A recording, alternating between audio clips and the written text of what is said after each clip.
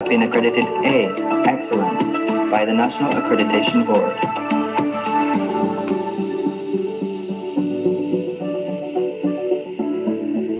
Faculty of Economics and Business, Universitas 11 Maret has established its vision to be a leading school of economic and business in Indonesia and internationally recognized by delivering high-quality teaching, excellent research, and community empowerment. FEBUNS is a member of the AACSB, Association to Advance Collegiate School of Business. The Master of Management program of FEBUNS has been accredited by ABES 21, the Alliance on Business Education Accreditation Board, since 2016, while the undergraduate program in Management and the undergraduate program in Development Economics have been certified by the ASEAN University Network Quality Assurance since 2018 and 2019, respectively. Research outputs of FEBUNS have been among the top 5 in Indonesia. A number of articles written by academic staff have been published in prestigious top-tier journals.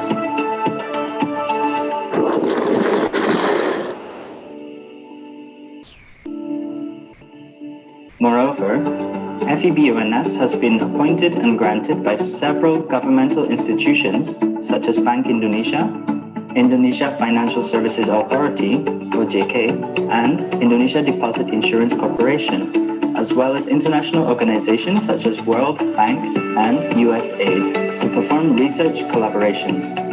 The Faculty of Economic and Business is supported by qualified academic staff with more than 45% hold a doctoral degree. The curriculum is aligned with the demand of the job market. FEB also participates in Campus Merdeka.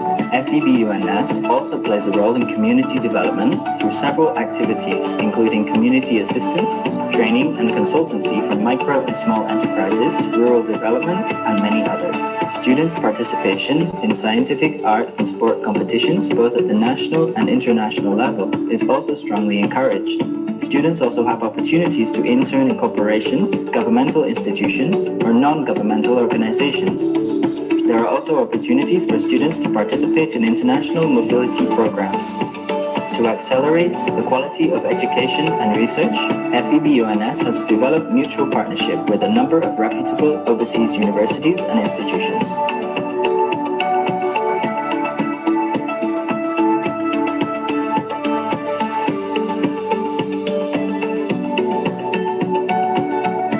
Under the current dynamic circumstances, FEBUNS is also kindly offering some programs for the Independent Learning Initiative, Campus Merdeka, such as student exchange, both domestic and international, research, internship, entrepreneurship, humanity project, and rural development. We concern about university good governance to support division to be an international recognized school of business and economics. This campus is also equipped with complete supporting facilities for students and staff. The physical, social, and psychological environment of FEBUNS is well built with adequate infrastructure and based on environmentally friendly principles. Wireless internet connection is available throughout the entire campus, and students and staff can access it. The faculty also provides several laboratories, including a computer lab, mini-bank lab, export-import lab, Sharia banking lab, Grameen Bank lab, and investment gallery to support students' learning and research. During the COVID-19 pandemic, FEBUNS has kept the education delivered to students at a high level by transforming to a systematic and standardized online teaching and learning system.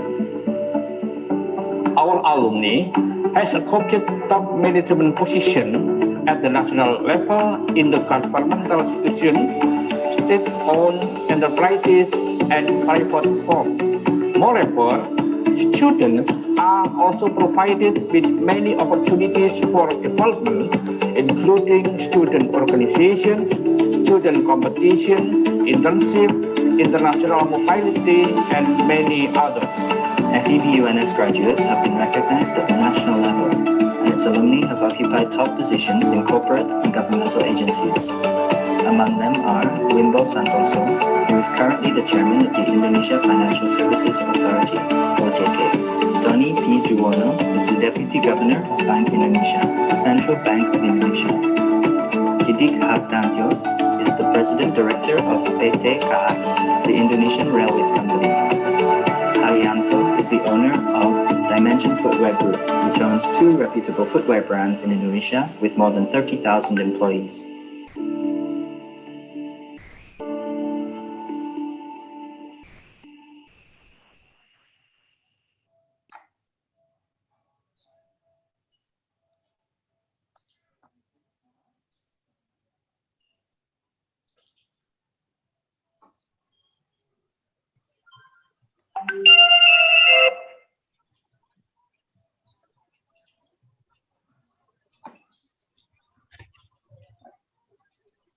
Oke, terima kasih. Selamat pagi. Good morning, Dr. Nolin Khalid. Welcome to this webinar. Thank you very much. Selamat pagi semuanya. Saya melihat ada Bu Tri Mulyaningsih. Kemudian ada selamat pagi Bu Tri. Pak Malik, selamat pagi. Kemudian juga ada ada Mbak Aulia, Pak Sartomono, dan Bapak Ibu yang lain. Terima kasih, selamat pagi. Kita akan mulai tepat pukul 9.30 ya, mungkin sekitar 2 menit lagi. Atau kita bisa mulai sekarang aja, mungkin lebih cepat, lebih baik. Oh, oke, satu video lagi, silakan.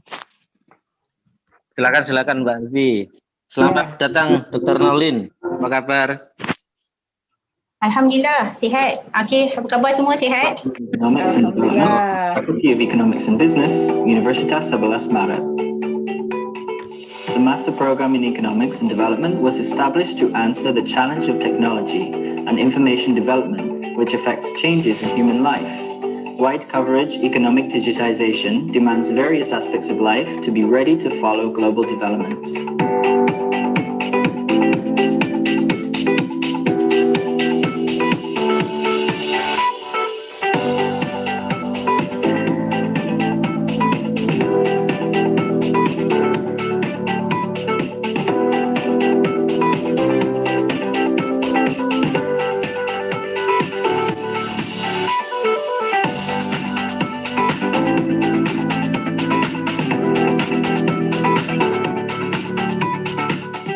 With a vision to be a high-performance and sustainable master's program in economics and development in the field of development planning and regional finance at the national and international levels based on the noble values of national culture. The Master of Economic and Development Studies, Faculty of Economic and Business, Universitas 11 Maret is accredited A at the national level. Our education is a multidisciplinary subject on economics. It focuses on the issue of politics and socio-economic at the special area of international or local development.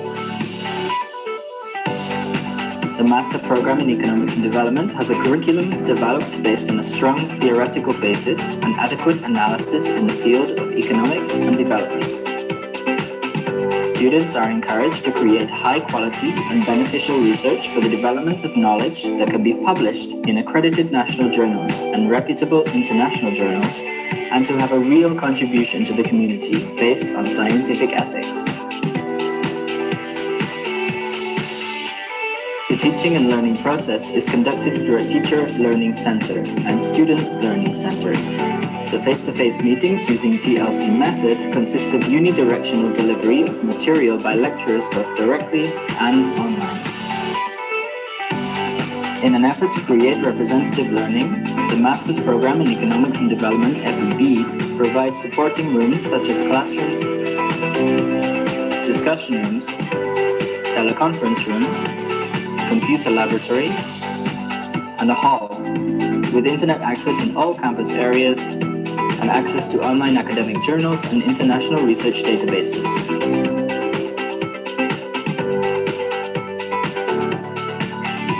The Master Program in Economics and Development, FEB, has professional academic staff who graduated from domestic and overseas universities. The academic staff also serve in a professional capacity at public and private firms. More than 70% of academic staff have successfully been selected to receive research grants from the Ministry of Higher Education and Research and the university in the last 4 years. For the success of the education program, the Master Program in Economics and Development has developed collaborations with institutions, companies, national and international organizations, which are continuously carried out and improved.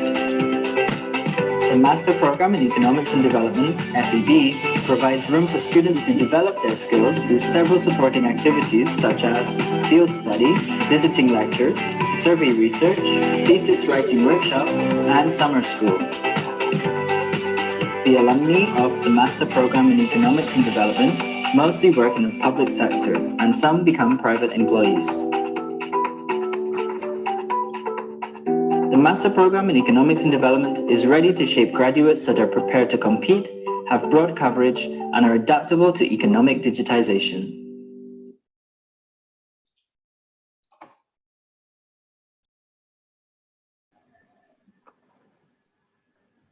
Assalamualaikum warahmatullahi wabarakatuh. Selamat pagi, salam sejahtera bagi kita semua. Yang terhormat Associate Profesor Nolin Khalid PhD dari Universiti Kebangsaan Malaysia. Yang terhormat Kepala Program Studi Magister Ekonomi dan Studi Pembangunan Fakultas Ekonomi dan Bisnis Universitas 11 Maret Surakarta, Dr. Evi Gravitiani SE MSI.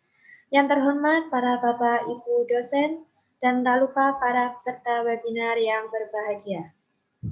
Selamat datang dalam acara Economic Analysis and Academic Writing yang diselenggarakan oleh Program Magister Ekonomi dan Studi Pembangunan Fakultas Ekonomi dan Bisnis Universitas 11 Maret Surakarta. Alhamdulillah, puji syukur kita panjatkan karena berkat rahmat Tuhan Yang Maha Esa, kita dapat bersama-sama mengikuti kegiatan pada pagi hari ini. Sebelum acara hari ini dimulai, kita buka acara ini dengan ucapan basmalah secara bersama-sama. Bismillahirrahmanirrahim. Bapak Ibu sekalian yang berbahagia, perkenalkanlah saya Ratna Malisa, dan saya akan memandu acara pada pagi hari ini. Berikut saya sampaikan susunan acara pada pagi hari ini. Yang pertama ada pembukaan, dilanjutkan dengan sambutan, kemudian penyampaian materi, selanjutnya ada diskusi dan tanya jawab, dan ditutup dengan penutupan. Untuk sesi tanya jawab, peserta akan diberi kesempatan mengajukan pertanyaan setelah pemaparan materi dari narasumber melalui fitur raise hand atau chat room. Baik, langsung saja acara yang pertama, mendengarkan lagu kebangsaan Indonesia Raya.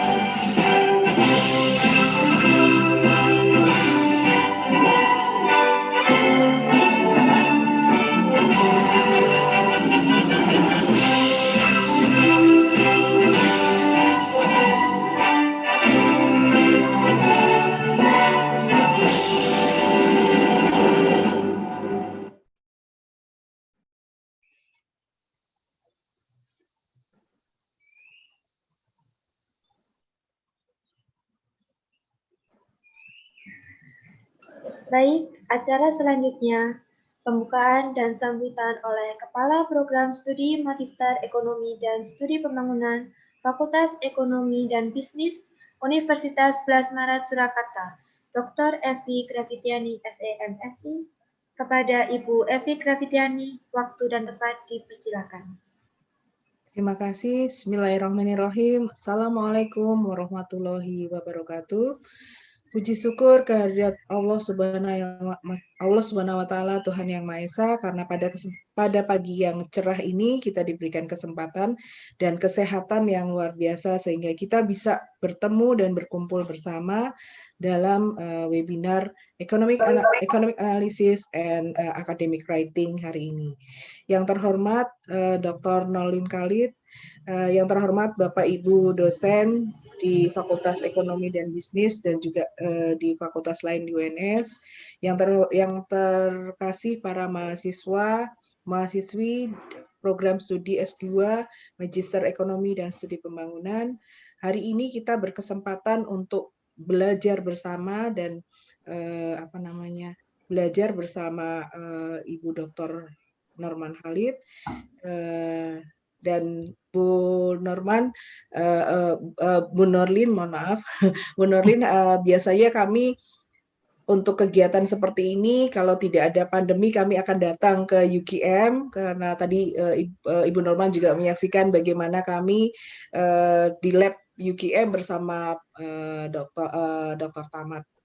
Nah, karena kondisi pandemi dan sebagainya, maka hari ini kita semua berkumpul di sini dari Kuala Lumpur, kemudian dari Solo, Jogja, dari Indonesia, kita semua bisa berkumpul dalam satu ruang. Ini tidak akan mengurangi makna dari acara ini.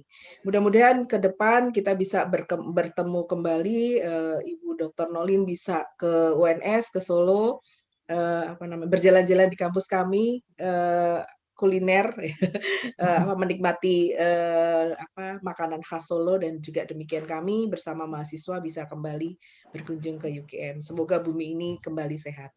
Dengan tidak memperpanjang waktu, dengan mengucapkan Bismillahirrahmanirrahim, acara Economic Analysis and Academic Writing hari kedua bersama Ibu Dr. Nolin Khalid, saya nyatakan untuk dibuka.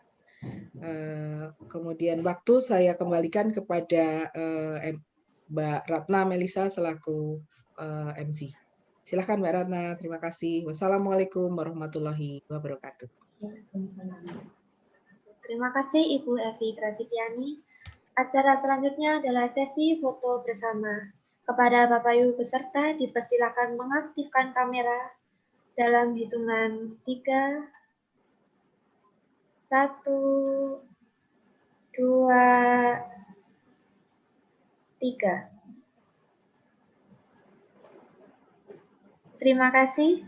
Selanjutnya adalah acara inti, yaitu pemaparan materi oleh Asosiat Profesor Norlin Khalid, PhD dari Universiti Kebangsaan Malaysia, dan sesi ini akan dipandu oleh Saudari Amelia Joya Tia Rosalia, SEME, mahasiswa program Doktor Ilmu Ekonomi, Fakultas Ekonomi dan Bisnis, Universitas 11 Maret, Surakarta.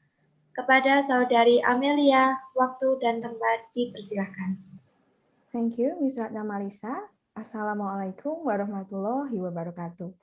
The Honorable Ibu Dr. Evi Gravitiani, SAMSI, Ibu Associate Professor Norlin Khalid, PhD, and all the beloved participants.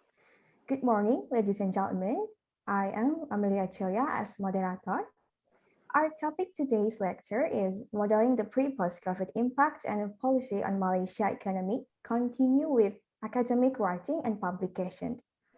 Ladies and gentlemen, allow me to introduce our special speaker today. She is Associate Professor Norlin Khalid, PhD from Universiti Kebangsaan Malaysia. Dr. Norlin is a lecturer and the head of cluster at the Center of Sustainable and Inclusive Development Studies, Faculty of Economics and Management, Universiti Kebangsaan Malaysia. Dr. Norlin is an economics PhD degree holder from United Kingdom University of Essex back in 2013. Besides engaging in academia, she holds the Malaysian Palm Oil Board Endowment as chair's head of cluster. Dr. Norling's research mostly centers around applied macroeconomics relating to macroeconomics policy and international trade and investment, where she had published more than 25 articles in referred journal, and some of them are SSCI, Q1, and Q2 Impact Journal. Currently, Dr. Norling has been awarded an international grant as a project leader from the Economic Research Institute for Asian and East Asia area. Before we go to the presentation, I will explain how to ask the question. To all participants, you can write down your questions on the chat room, or you can turn the mic and video on. Attendance link will be shared at the end of the presentation session. Okay, let's start the session. Please welcome Associate Professor Norling Khalid, PhD. Time is yours. Okay. Can you hear me? Yes, it's clear. Yeah. Okay. Yes, Bismillahirrahmanirrahim. Dokter. Okay. First of all, thank you very much to our MC Ratna Malisa, Miss Ratna Malisa, and our moderator, Miss Amelia. Okay, for such warm welcome. It's absolute pleasure to be here. Assalamualaikum and very good morning to all of you. Yang Musa, Dr. Evi Gravitiani, Ketua Program MESP FEP UNS. Okay, and then we have para pensyarah, dozen, betul ke? Kita panggil dozen. Okay, and then para mahasiswa yang saya sayangi sekalian, adik-adik, nak panggil anak-anak macam jauh sangat panggil adik-adik dulu Okay, MESP, FEP, NUS. Saya lihat ada juga beberapa student UKM di sini, and then distinguished guests, ladies and gentlemen. Alhamdulillah, as mentioned by Dr. AB just now, thankful we are for technology that we have today. Even in the midst of pandemic, we are still gathered like this in this workshop with our honorable guests from Indonesia, and also some of postgraduate students from Malaysia. Thank you to the organizer for inviting me here. Alhamdulillah. So hopefully I will try my best to share my experience for my recent research on COVID-19, and also the other topic for academic writing and publications. And actually I was informed by Pak Malik this morning that we have time from 9:30 to 12:30 Indonesian time, right? Okay, so we have approximately 3 hours long for our workshop. So since I will be presenting 2 topics today, and one more to recent research on COVID-19, and the other one is more like sharing sessions to postgraduate students on how to produce a good journal paper and then publish in high impact journal. So do you want me to proceed with which one? I mean the COVID paper, or with the academic paper writing and publication first? Which one? You prefer me? Maybe the academic paper. All right. Okay. Yes. Thank you. Okay. So you want me to present that? Okay. Let me share you the slide.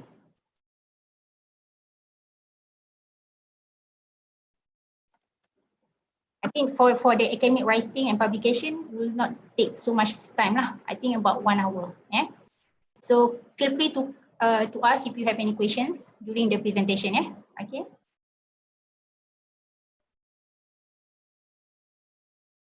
Can you see the slide? Yeah, we can see that clearly. All right.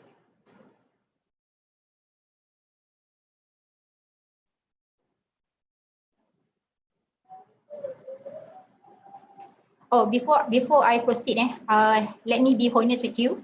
Today is public holiday in Malaysia, so my kids are around. So just ignore if you hear any voice. Okay.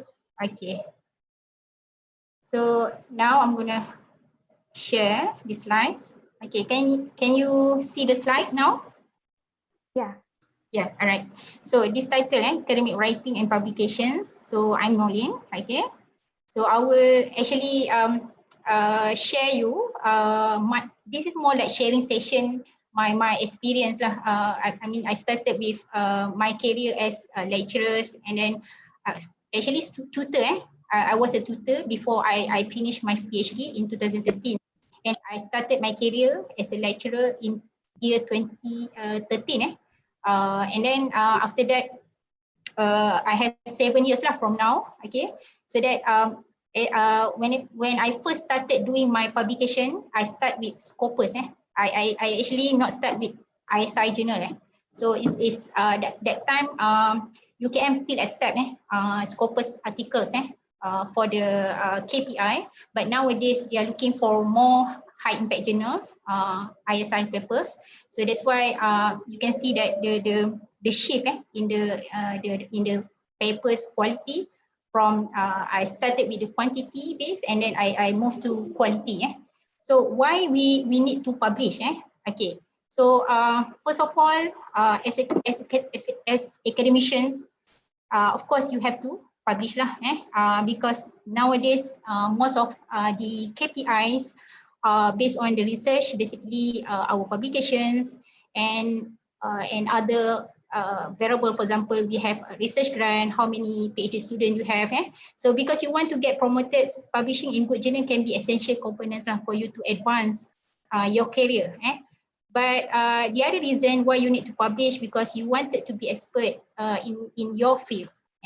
And for you to be able to do that, you have to publish so that it can increase your visibility among other researchers in your field, and so that other academicians will get to know you, okay, and then they can cite your papers, okay, and then from that you can develop your networking, okay, and then you can you want to publish also because you know that knowledge is always changing, okay, and what I mean is that it is different from teaching in university and teaching in school. And of course, because university, you always have to update the recent knowledge. Okay, of course, most of you are PhD student, right? And every time you want to publish your papers or from your PhD works, you have to come up with new knowledge in that particular area. So it has a significant contribution in that area. So you should find the topic that can actually have novelty in the contribution in that particular knowledge.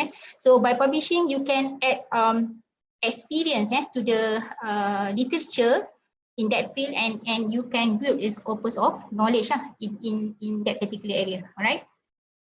Okay. These are the some steps involved in publishing. Okay.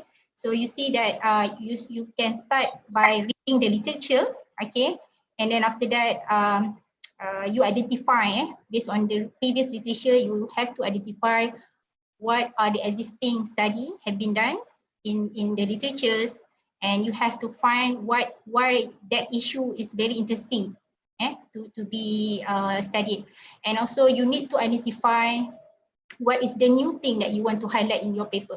Okay, there must be some contribution and the contribution can be anything Contribution can be in terms of theoretical framework. It can be in terms of methodology, that new recent methodology that you highlight, or perhaps it can be in terms of the data analysis that you cover in your analysis. So you need to identify the gap, because this is like a mother of everything. If you cannot find the motivation, the problem statement related to your study, it is difficult for you to publish. So I actually still in the process of learning. Doing motivation, problem statement is very hard actually. You have to read abundance of literatures in order for you to be able to come up with a new gap in literature, right? And then after that, you can start right lah. Okay, I will do backward process. How I would say that, because I will start with the objective first. Okay, I want to highlight what my ultimate goals, and after that I will move backward.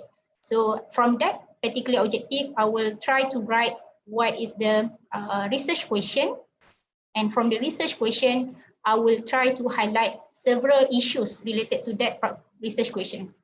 So you need to, so for example, you have 3 objectives in your PhD research, and from that PhD objective research, you can have a few issues related to each objective. So this is my approach but of course, different authors will have different ways of writing. So they can start with issue or motivation first, and then highlight what is the objective. Yeah. So, and the most important part is you have to have the ability to write it in a proper way lah. In well, you have to write in well written language. Yeah. So you need to make sure that a native speaker has checked your paper prior to send it to journals of publication. And then after that, we can start to collect data if you do empirical analysis. Okay, so the data collection can be primary or it can be secondary data. Okay, of course. And after that, you can estimate lah, using the appropriate methodology. Okay, based on the objective that you want to achieve. Okay, so make sure that your objective of the study should be measurable and achievable and feasible. So meaning that there is some methods that can solve your research question and your research objective. Okay, so the methods it can be from the simplest one to the complicated one. So it depends on what are the motivation of your studies. And after you do all the empirical testing, you need to present your output, and you have to do some robustness checking as well with respect to the data sample, or perhaps you can split the sample pre and post crisis, for example, or what about if there is a change in the regime policy? Okay, so you need to take into account what happened if there is a structure change in the data. And then you also have to take into account the variables that you use in order to proxy the dependent and independent variables. Because I give you an example, inflation, for example, not necessarily we can use CPI, we can also use GDP deflator for the variable proxy. So you can think of other variables as well. So you should do some robustness checking to make sure that the model that you produce here is the most adequate model, so that other people can argue your results, your findings. All right. And after that, you can present. Okay, if you have attended any, if you want to attend any colloquium or perhaps conferences, and then you can submit for from these conferences or colloquium, you can get some feedback from other researchers, and from there you can improve. So that's the good thing about presenting your papers lah. Because when you share your papers, so that other people can perhaps give some ideas on how to improve the analysis. And then after that, you can submit your papers, and you have to find the right journal lah. Okay. Of course, the right journal is very important, and you need to check in terms of the journal scopes before you send, and make sure that your paper already follow all the journal guidelines before you submit. Right? And after that, again, the process will continue. You start the reading and then write, discuss, present, and submit. So this is like a circle in which a process that it will happen continuously. So I think sampai pencen lah kot Dr. Evi, kita akan menganalisis, kita akan cuba untuk submit papers. Although the process sometimes takes longer time than what we expected lah. Okay, of course you must have this one, patience. Patience is very important lah. Okay, I got so many rejected papers before. I told you, I think most of the paper I submit, half of them got rejected first. Okay, so don't worry, just take it easy, just try your best, and then I mean, this is like how you deal with rejection lah. Of course, you get frustrated at the beginning, and then after that, you try to improve based on the comment that you receive from the reviewers, right? Okay, I noticed that you have to revise the paper at least 20 times or perhaps more. Okay, so that's why a good paper not only one first draft. Okay, sometimes when you talk to your supervisor, I'm sure especially mahasiswa kat sini adik-adik semua, bila you come up with your punya research manuscript, and then your supervisor selalu adjust kan, banyak kan, dia ubah-ubah tak apa you should be happy because your supervisor spend time untuk baca and then comment and then you boleh improve, dan sampai beberapa kali proses tu akhirnya akan berjaya lah untuk publish. Alright, okay. Okay, so this is like kita punya writing structure. Okay, so for the subject punya matters, we have title, authors, abstract and keywords. Okay, so this is normally in the first page lah of the manuscript. And then we have first introduction, topics, subsection. And then we have review of literatures. And then we have, okay, before that, some manuscript have other subsection in between introduction and review of literature. Sometimes, for example, if I'm doing research about Belt Road Initiative, BRI, okay, so I wanted to discuss some style aspects related to these countries or these regions. So perhaps I can put another subsection in between introduction and review of literatures. So it can be modified depending on what you want to highlight in your papers. Okay, so not necessarily you follow exactly these writing structures. Okay, so it can be modified, it can be changed, depends on what you want to highlight lah in your papers, right? And then after that you have review of literatures, okay, and then empirical methodology. Okay, so this is how you discuss the theoretical framework, and after that you have a reviews form of econometric model specifications. And after that, you will have methodology. So how are you going to estimate that? You have to explain a bit, okay, in details, okay. And then you have to discuss what are the data proxies that you are going to use to proxy, the variable, in your model specification. And after that, you will have one section, one subsection, results and discussion. So in this part, you have to present all the output in a tables or graph. And after that, you need to do some discussion, okay, how your research is differ or consistent with the previous researchers. So this is why we say discussion. And after that, you have conclusions. You need to highlight what are the policy implications. And some journal, if you are funded by research grant, you need to give some acknowledgement, okay. And after that, references, okay. So I'm going to discuss in detail, but I'm so sorry I don't have slide because I thought I only prepare for paper untuk COVID saja. So last minute baru minggu lepas saya baru dapat tahu yang Pak Malik bagi tahu academic writing pun ada. So I'm so sorry about that. So but that's okay. I will discuss in detail. I hope you can write down lah, okay, the point that I would like to highlight. So for this title, for example.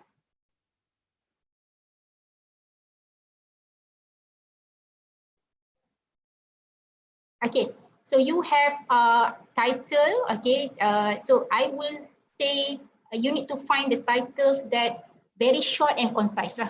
So it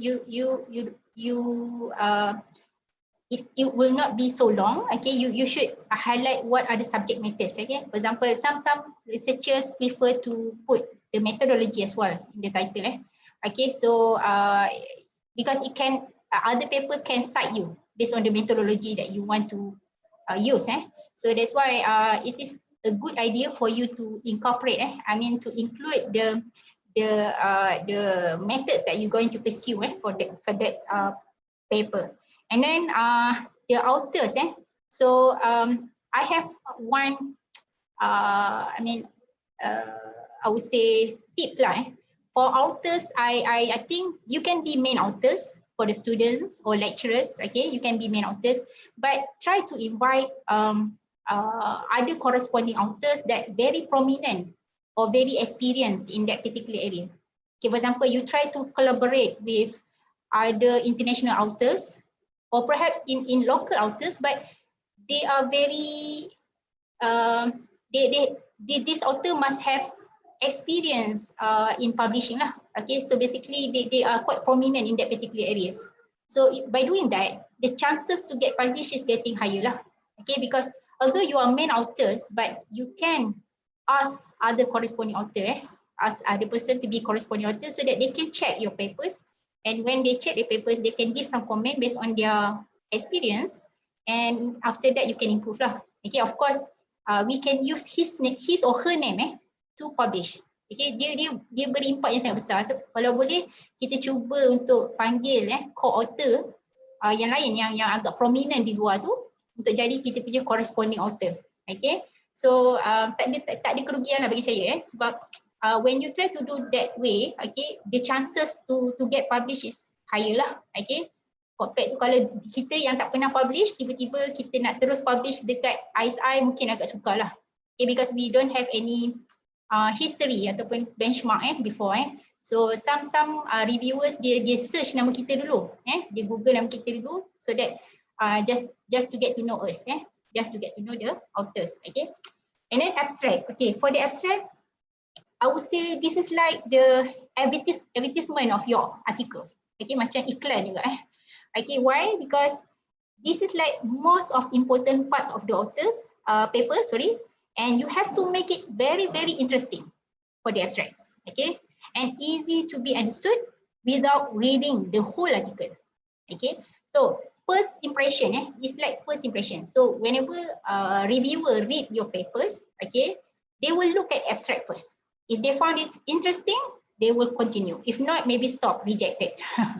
Okay, so that's why this is like the first impression lah to the reviewers, whether that paper is good or not. Okay, and then although this abstract come first, okay, you see that you need to write the whole paper first in order for you to be able to write this abstract, right?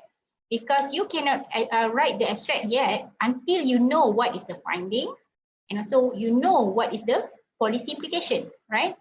Because in the abstract you have to highlight what is the issues a little bit. You have to highlight what are the objectives, okay, what method that you're going to use, what are the data that you're going to use, as well as method, and then after that some findings and policy implication. So the abstract consists of all main I would say paper lah, okay. So this is like the most important part of your paper. And then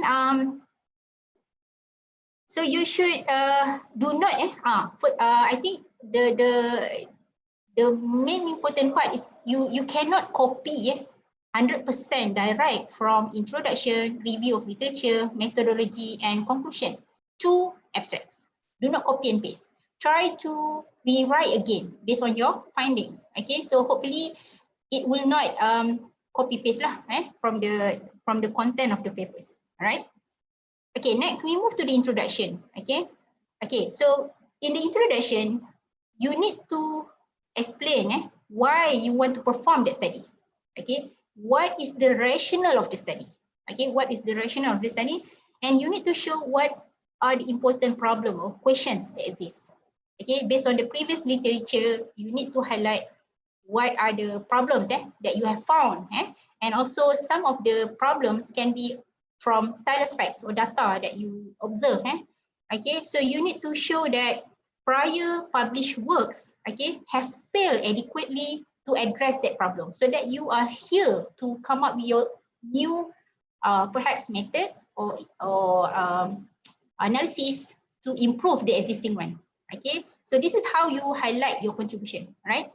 And then from this introduction section also, you need to state what is the objective of your paper. After you highlight the problem statement, you need to mention what is the objective of the paper clearly.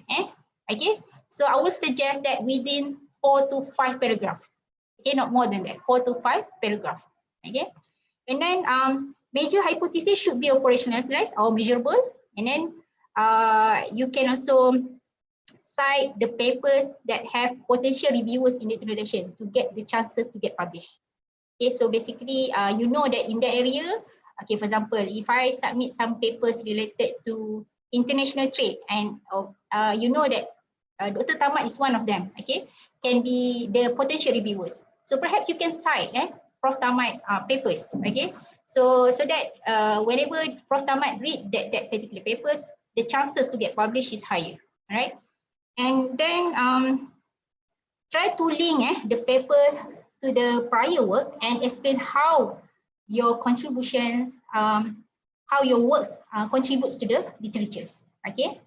And then you can also provide some statistic or stylus facts related to the subject matters, so that it can give you some motivation of the study. Okay, so this is how you highlight in the introduction lah. Okay, so and then are you solving you need to ask some questions. Are you solving a problem? Are you contributing to existing debate in that particular area? Are you using a new data set? Or is your study very initial work? Are you building a new theoretical model and testing it? What are your contribution? So you need to highlight those questions in your introduction. Okay, so that in clear manner lah, so that the reviewer, when they read the papers, they know that you have highlighted some issues related to that area. Okay. Okay, next we move to the review of the literature. Okay, so this is key to show that we are familiar with the relevant literatures. Okay, so it makes us credible in the eyes of the reference to the editors. Okay, so for PhD student, especially whenever you want to write your literature review, I would suggest you to first do some what we call it, a table to summarize all the literatures that you have downloaded from the data set. Okay, so basically you need to pull all the literatures, okay, based on the issues that you want to highlight. So from that, you try to see what are the similarities and what are the differences of this literature, and give some argument between them. Okay, instead of you discussing the paper one by one, you just summarize what this paper have done. So you have to actually discuss based on the issues. So for example, you want to discuss the issue related to COVID-19. So what are the existing study related to COVID-19? So perhaps are the issues of, for example, you're talking about methodology in conducting the impact of COVID-19, for example. So you can perhaps you can highlight what are the development that happened. From the previous pandemic, not only for COVID-19 but SARS. There are many pandemics before that we have. So perhaps you can highlight what are the literature that been used by previous literature. What are the methodology that they are using for capturing this problem. Okay, so you have to discuss and try to argue, not only summarize the literatures. Okay, so you need to give some similarities or argument between them, and then from that you can highlight what is the new gap in literature. Okay, so instead of you summarize only, right? And then you have to organize the discussion in effective manner. Why? Because if you combine everything, because there are so many literatures, and when you combine all of these papers, I'm afraid that you will lose lah. Because you that's why I advise you to write the literature review based on the issues, and from that try to discuss the similarities and the differences between the previous literature that need further investigation, okay, in your papers. Okay, so that's why from discussing based on issues, you can actually highlight the new gap in the literatures. Okay, and then the transition is very important, because you need to connect the one paper to the other papers, or perhaps few papers to other papers. Okay, because you cannot think of one papers separately with other papers. Okay, it has to be related in terms of issues that they are discussing. Okay, and then from that, I advise you to have at least one paragraph to discuss what is the new gap in literature. Okay, so based on the previous literature, you have to highlight what's new gap, and you want to address that in your study, so that you can show to the reviewers what is the existing study and how you're going to highlight the gap in the literatures, how you're going to address that. Okay, And then after that, from the literature, we have to discuss the theoretical framework in this section, empirical methodology. Okay, some use theory and data. Okay, subsection.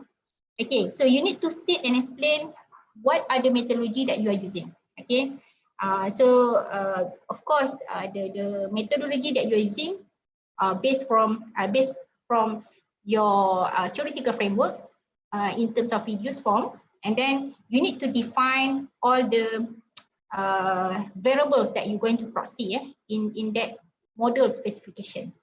So you need to define the terms and notations clearly, okay, and then do not be repetitive lah. For example, if the method is well known, okay, for example, you talk about OLS, you talk about ARDL, so this method is already well known, and you don't have to describe very details, the steps or the statistic involved in testing that particular test. Okay, you don't have to have very detailed explanation on that methodology. It will be sufficient for you to discuss lah. What are the requirements in order for you to be able to proceed with that methodology? What are the steps involved roughly, and then how this method can tackle, how this method can answer the objective. Okay, so you need to kind of ability to connect how the methodology with the objective. So you need to think of objective as your apa ni kita panggil kiblat lah, kiblat macam kita punya apa ni petunjuk. So every time you want to highlight the literature or perhaps the methodology, you need to discuss to think of methodology the objective as your punya key focus lah, so that kalau you nak come up with new methodology ke apa, you have to find the methodology that able to answer the objective, right? And then in the methodology as well, you need to do some the robustness checking. Okay, some robustness checking is very important because some papers is very good already. Okay, the writing very good. The method, data, all are good. But the problem is if this paper did not do any robustness checking, so the examiner will think that the methodology or the results from these findings are not reliable, are not feasible. Okay, so they think that you need to do something lah to prove that the result is reliable. Okay, so for you to be able to do that, you need to do some robustness checking with respect to the data sample. Okay, so how you want to consider structure break in the analysis, how you going to for example consider different measurement of other variables. For example, you have GDP as a proxy of growth. What about if you use industrial production index, for example, to proxy your growth? So there are many variables that can be used to proxy. For example, education. Education, some researchers use years of schooling. Some researchers use the total expenditure on education by the government. Okay, some researchers use number of students in the secondary and tertiary educations. So it depends. You can use many variables as you can, depending on data availability, but this robustness checking is very important lah, because to make sure that the data your result is reliable, robust, with respect to data sample, with respect to measurement, with respect to methodology and many things lah, alright. And then result and discussion. Okay, so the result and discussion, I would say this is like not so difficult lah compared to the previous subsection. Okay, because from here you can only interpret the result, but the most important part and most of people take for granted is discussion. Okay, discussion is very important because whenever you have the result from your finding, you should be able to discuss how your result can explain the objective, how your result is consistent with the previous literatures or perhaps different from the previous literatures, in contrast to the previous literatures. So you should do some discussion and give some policy implication related to the findings, yeah, okay. And then the policy implication normally we can put in conclusion lah, okay. So to show that our findings is very important for the policymakers, for the stakeholders, or perhaps for the corpus of knowledge, because you come up with new method perhaps, or you come up with new ideas, issues, so that will increase the chances to get published, right? So you need to highlight what are the policy implication as well, how the result from your finding is very important to the stakeholder, to the policymakers, and to knowledge itself, right? And then finally, if the papers is being funded by many research grant, other research grant, you need to acknowledge that research grant, right? And the references you should follow exactly the journal's guideline, okay? All right, so I think this is the writing structure, and you see that the number one here, can you see that? What are they? The first thing that you should do. Should you start with title first when you do the papers? When you want to start writing your papers? No, of course not, right? Should you start with methodology? No, okay. What you should start actually? Whenever you want to do your research, what you should start? Which subsection that you should start? Anyone? Review literature, I think. Yes, Miss Moderator, Amelia. Okay, correct. So you should start with literature. Why we should start with literature? Because from literature, you can highlight what are the existing study has been done in that particular area. So from that, you want to be slightly away from that literature. Because you want to highlight what are the gaps, and from that you can see where is your contribution. What is the new novelty from your study? Okay, so review of literature is the, I would say, starting point of everything. It's a starting point. So first of all, you need to sit down and see the database and try to download as many articles as you can. Okay, reading, and after that you will find where is your research area. Okay, so that's why review of literature will give you something. Okay, so this is like a starting point of everything. And after that, after you do literature, of course you do introduction, because from there you can highlight what is the need, motivation of you doing that particular research. Okay, you can highlight what are the issue, problem statement, and after that, from this issue and problem statement, you can give the objective of the study, okay, from the research questions, and after that, scope. Okay, so the introduction, you need to have many things inside the subsection. And after that, number 3, you can start to collect data.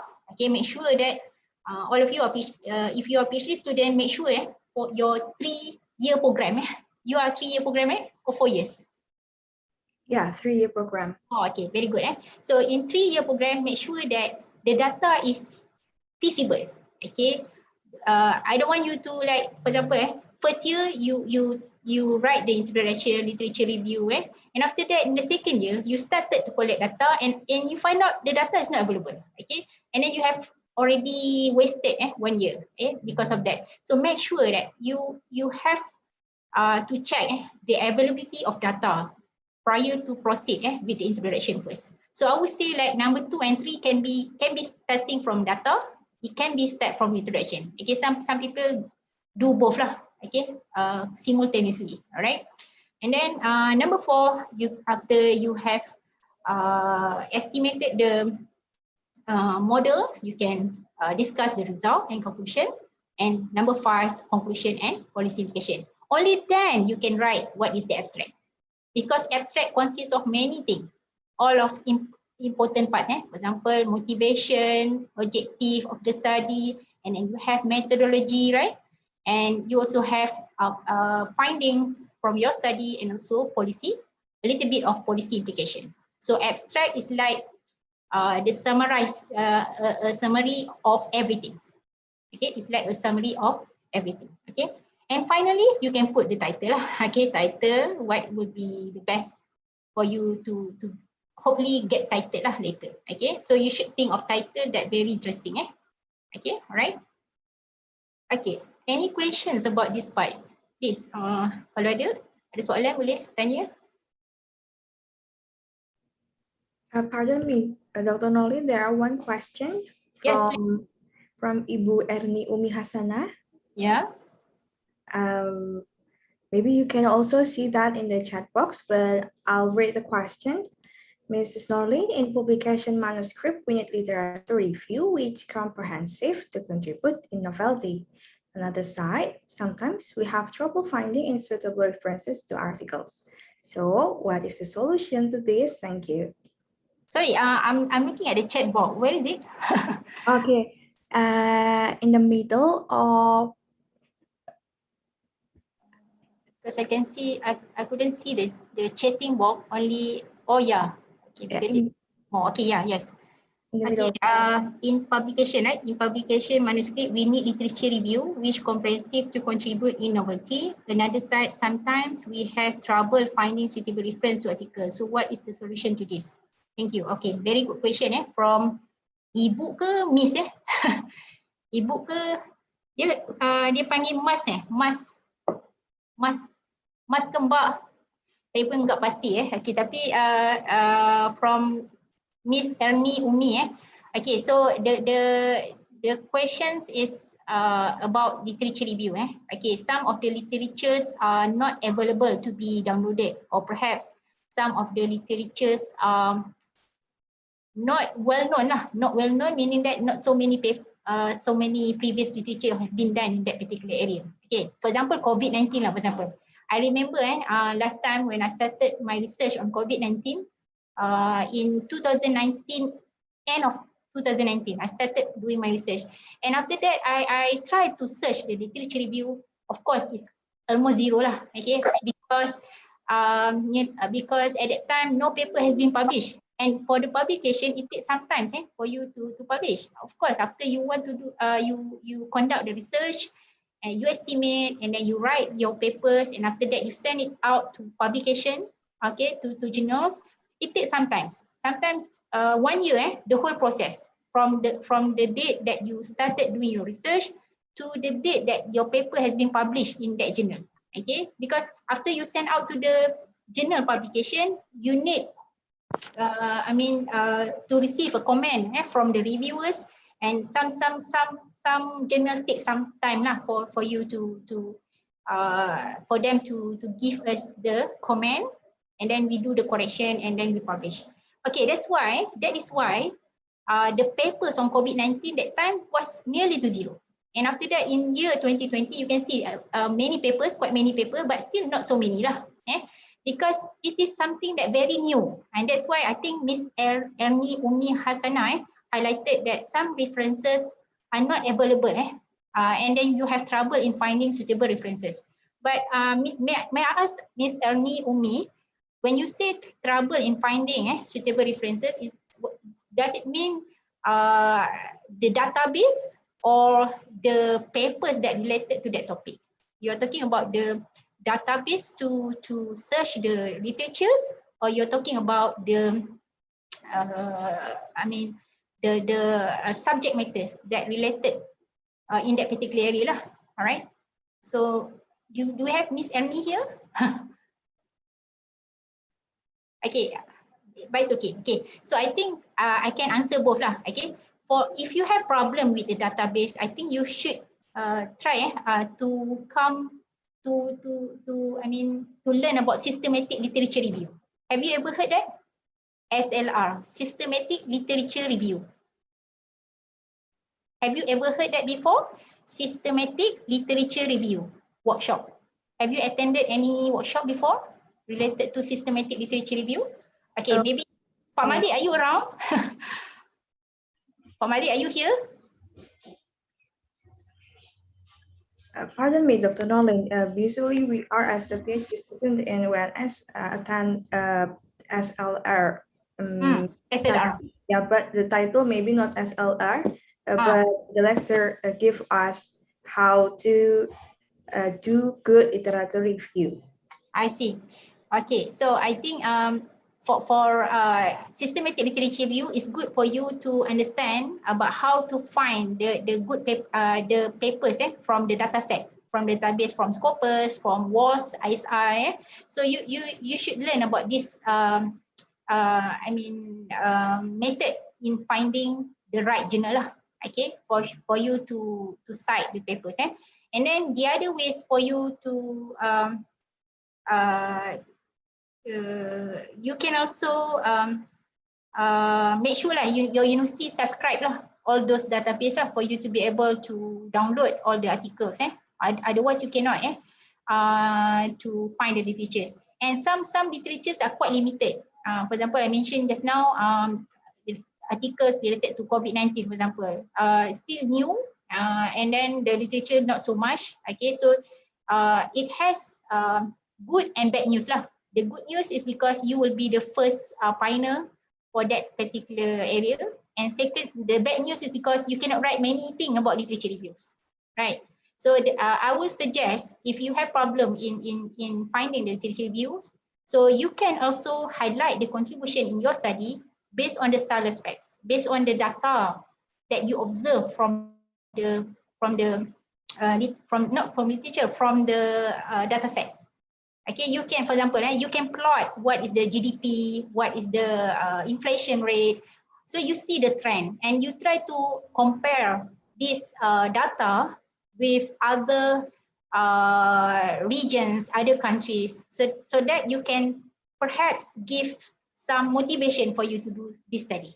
Okay, so I think not necessarily, if you think that the literature is very limited, still lacking, you still can proceed with that research. For example, COVID-19, right? So I think the research is not so many and literature not so many, but still you can proceed because my motivation will be the style aspects. Style aspect is something that related to data or a statistic. Okay, so you can do some comparison, okay, and then how that impacts the macroeconomic variables. Okay, so this is how you write the motivation of the study. Although you still have the number of literatures is limited, okay.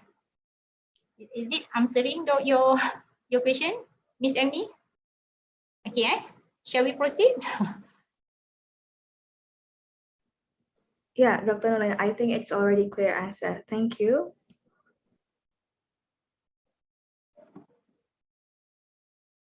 Okay, we almost finished, don't worry.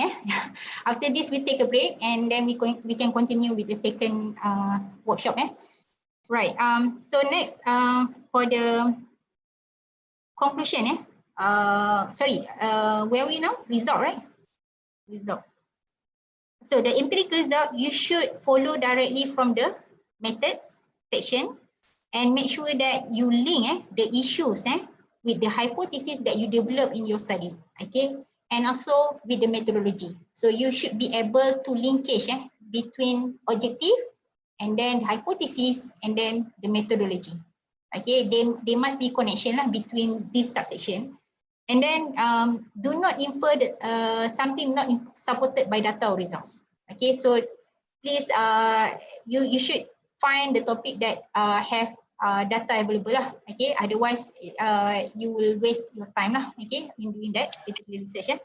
And then as I mentioned, you need to perform the robustness checking okay, before you can make sure that your result is the most reliable findings, okay.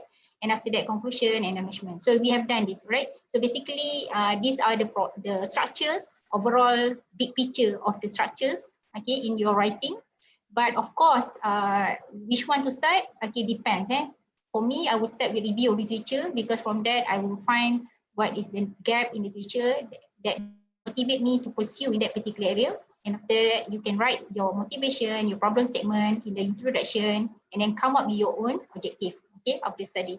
And after that, you discuss what are the methodology that you will use in order to answer your objective of the study. And after that, you discuss your finding, result, and give some discussion on that. And after that, conclusion, right? Okay, so this is very important, why articles get rejected. So as I mentioned earlier, my purpose so have many times got rejected.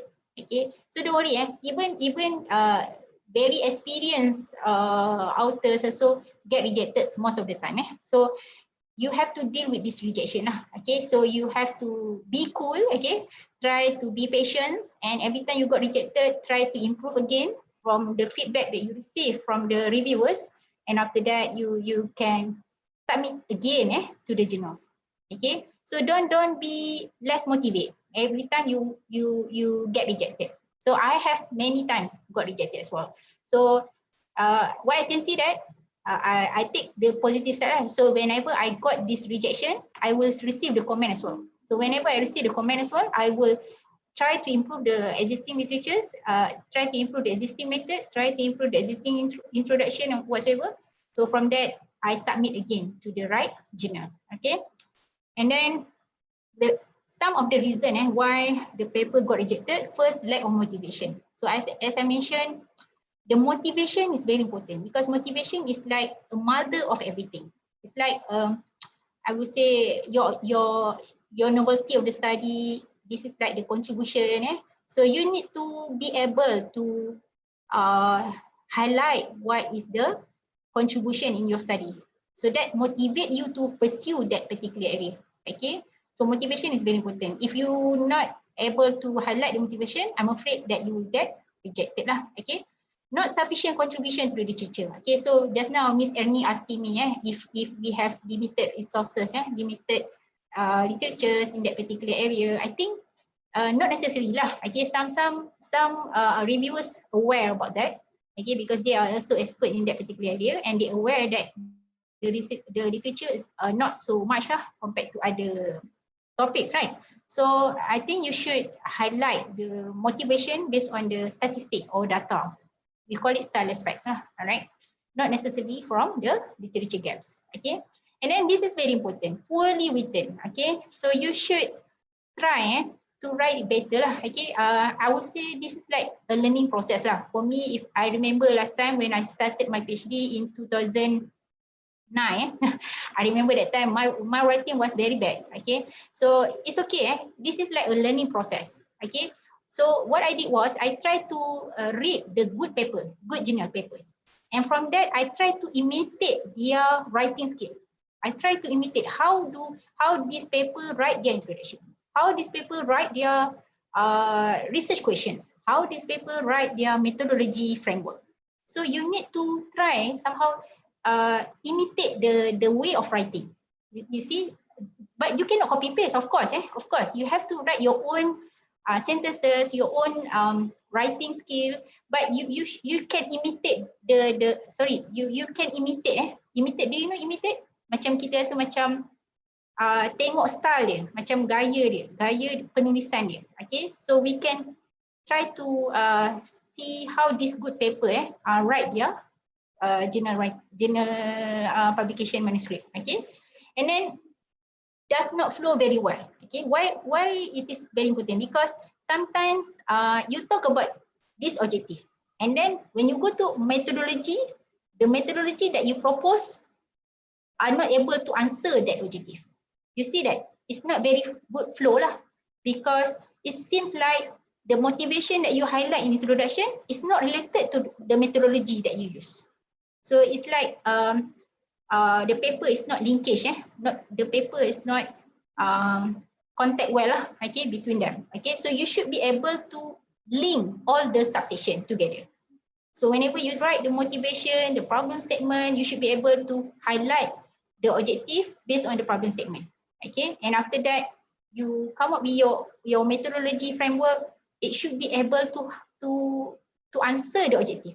So even when you talk about the discussion and conclusion, the finding that you got must be able to answer the objective. So you see that sometimes you go back from the previous subsection. Okay, and then not using proper methodology. Okay, so methodology is also very important lah, because if the method is not able to answer the objective, also you will get rejected. Okay, so the methodology, make sure it is robust. The methodology is quite recent. I mean, do not use the outdated one. Try to, for example, if you talk about the long run relationship, okay, you know long run relationship, right? So some researchers only use ARDL, for example. Okay, and then you know that the recent technologies use nonlinear ARDL, for example. and you're not taking into account these asymmetric effects. Or perhaps you talk about the asymmetric relationship, the nonlinear relationship in the introduction. But then when you use methodology, you use the simple ARDL model. So this is not appropriate lah, right? Because that methodology is not able to explain your objective. Okay, so that's why methodology should be able to answer your main objective. What is the ultimate goal? Okay, for you to achieve in that particular paper. Okay, and then not interesting. You do topic is something that already been done by many researchers. For example, you talk about the impact of education on economic growth. So there are so many people already have been done that. But your study only come up with simple method, with simple discussion. So I think not interesting. So you should highlight what is the new thing. Okay, of course. Previous researcher only discuss about this measurement of education. You come up with your own index, for example, to measure the level of education in your country, for example. So, or perhaps to other countries as well. So in that case, you come up with new measurement of the variables. And only then you answer how this education can affect our GDP growth, for example. So this is how you make this is very interesting lah. So you have to be able to be creative juga. So maksudnya you kena kreatif juga in writing your papers lah. Okay. And then conclusion not supported by findings. Ini pun satu juga. Kadang-kadang we do our policy implication, but our policy implication is completely different from what your finding is. Okay. So I think you should count the policy implication should be drawn from the findings that you have in your study. Okay, do not be so broad. You should be narrow lah to your specific findings. Okay, so the finding should be able to highlight the objective. Okay, should be able to answer the objective, and after that you have the policy implication that related to your own findings, not other findings. Not you get from the internet, for example, Google.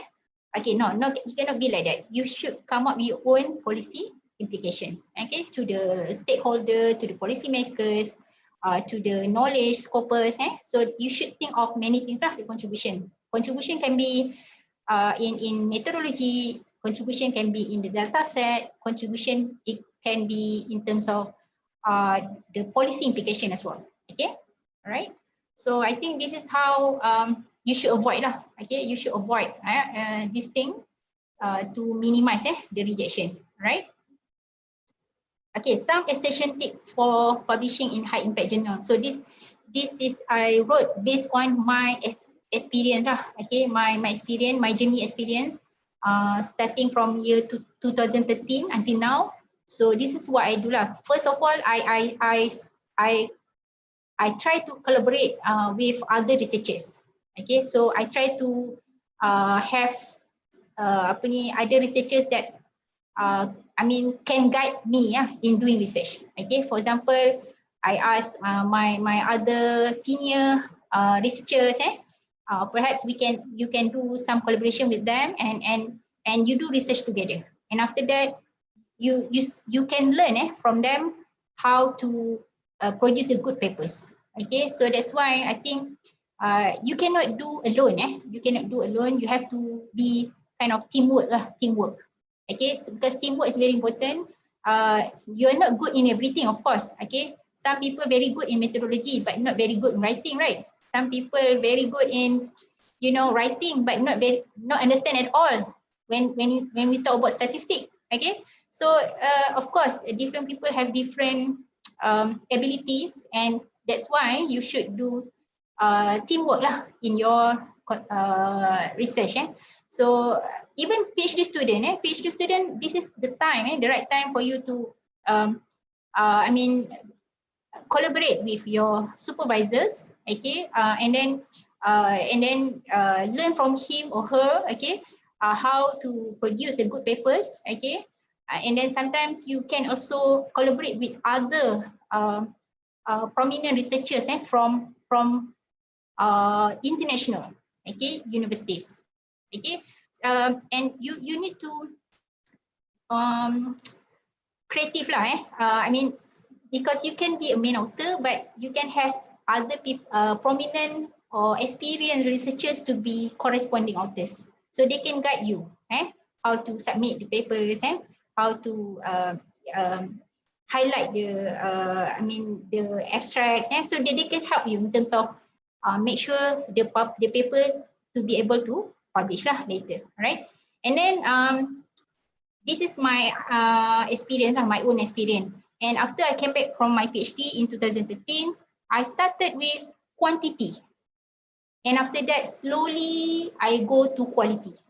What I mean by quantity versus quality. Quantity means I target many papers, but regardless of the quality of the papers.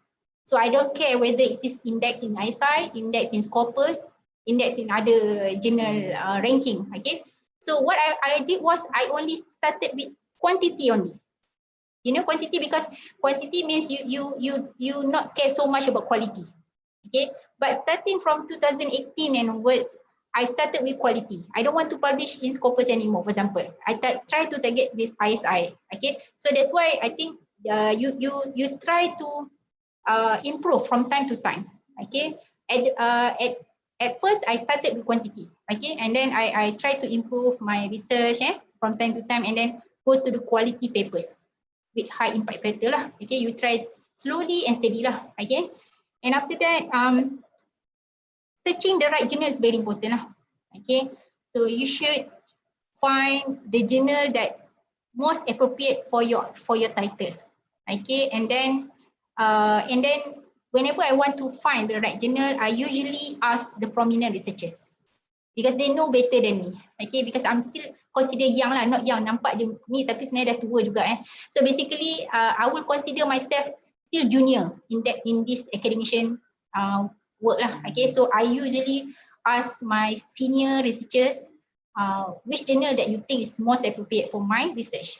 Okay, and then they will suggest lah. Okay, and then the right journal, whenever you want to find the right journal, you should look at the journal scope, journal scope and aims.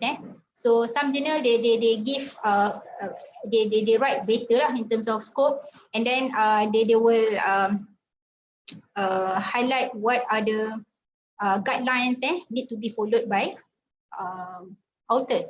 So you need to follow that guidelines. So clearly, and then the journal also you need to, it's good for you to check whether how frequent the journals. Okay, so for example, some journals publish every month. Some journals only publish twice a year, for example. Some journals only publish once a year. Okay, so it's very important because once you know the frequency of the journal publications, you can target lah when is your paper can publish. So if once a year, then maybe it takes more time lah, longer time, right? If the journal publish every month, for example, so the chances for you to get published quicker is higher lah. Okay, because you can you don't have to wait for so long. Okay, so that's why I think you need to find the right journal and make sure the journal that you have selected, you study the editorial boards as well. Okay, who are they, and try to cite the papers from the editorial board as well. Okay, so that the chances for you to get published is so high. Okay, and then excellent language. Okay, excellent language is very important. Every time before I submit my papers to the journal, especially the high impact journal, I will send it out to the native speaker. And native speaker, normally we can ask proofreader, okay, professional proofreader. Okay, so even it is costly, but it's really worth it. Okay, so because we think that our English is good, but actually not. Okay, so better to send it out to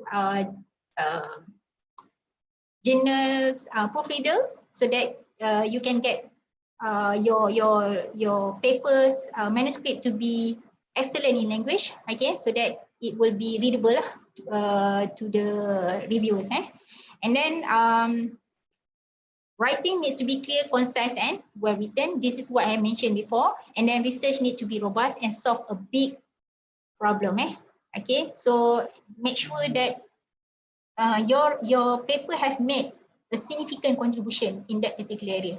If not, then even you write in very good way, in very good English, even you collaborate with very good researchers, very prominent researchers, but if your research is not significant, not so much contribution, the chances are still very low. Okay, you will get rejected. So that's why I say the writing of your manuscript should be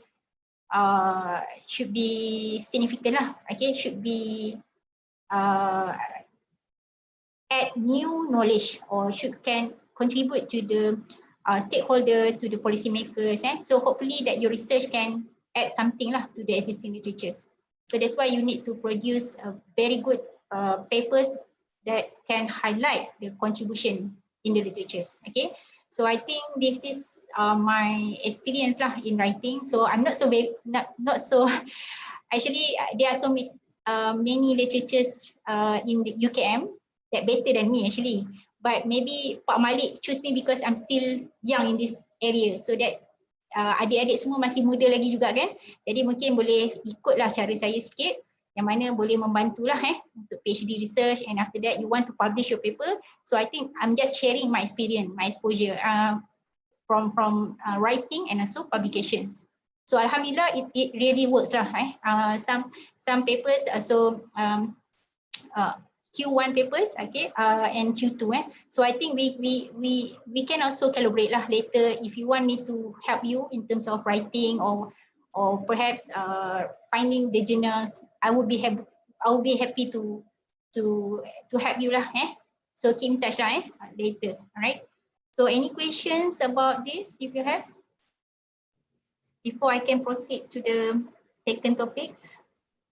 Pardon me, Dr. Norlin. Maybe before we will have 5-minute break after this, but if you don't mind, could Dr. Norlin show, for the example, one of your published paper in Q1? If you don't mind, yeah. And, yes. Okay. You want me to show in this Google? Google, I can show you.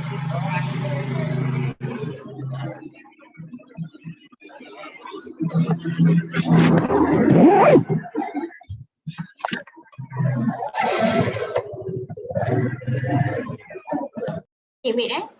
I don't have the copy here, but I can Google.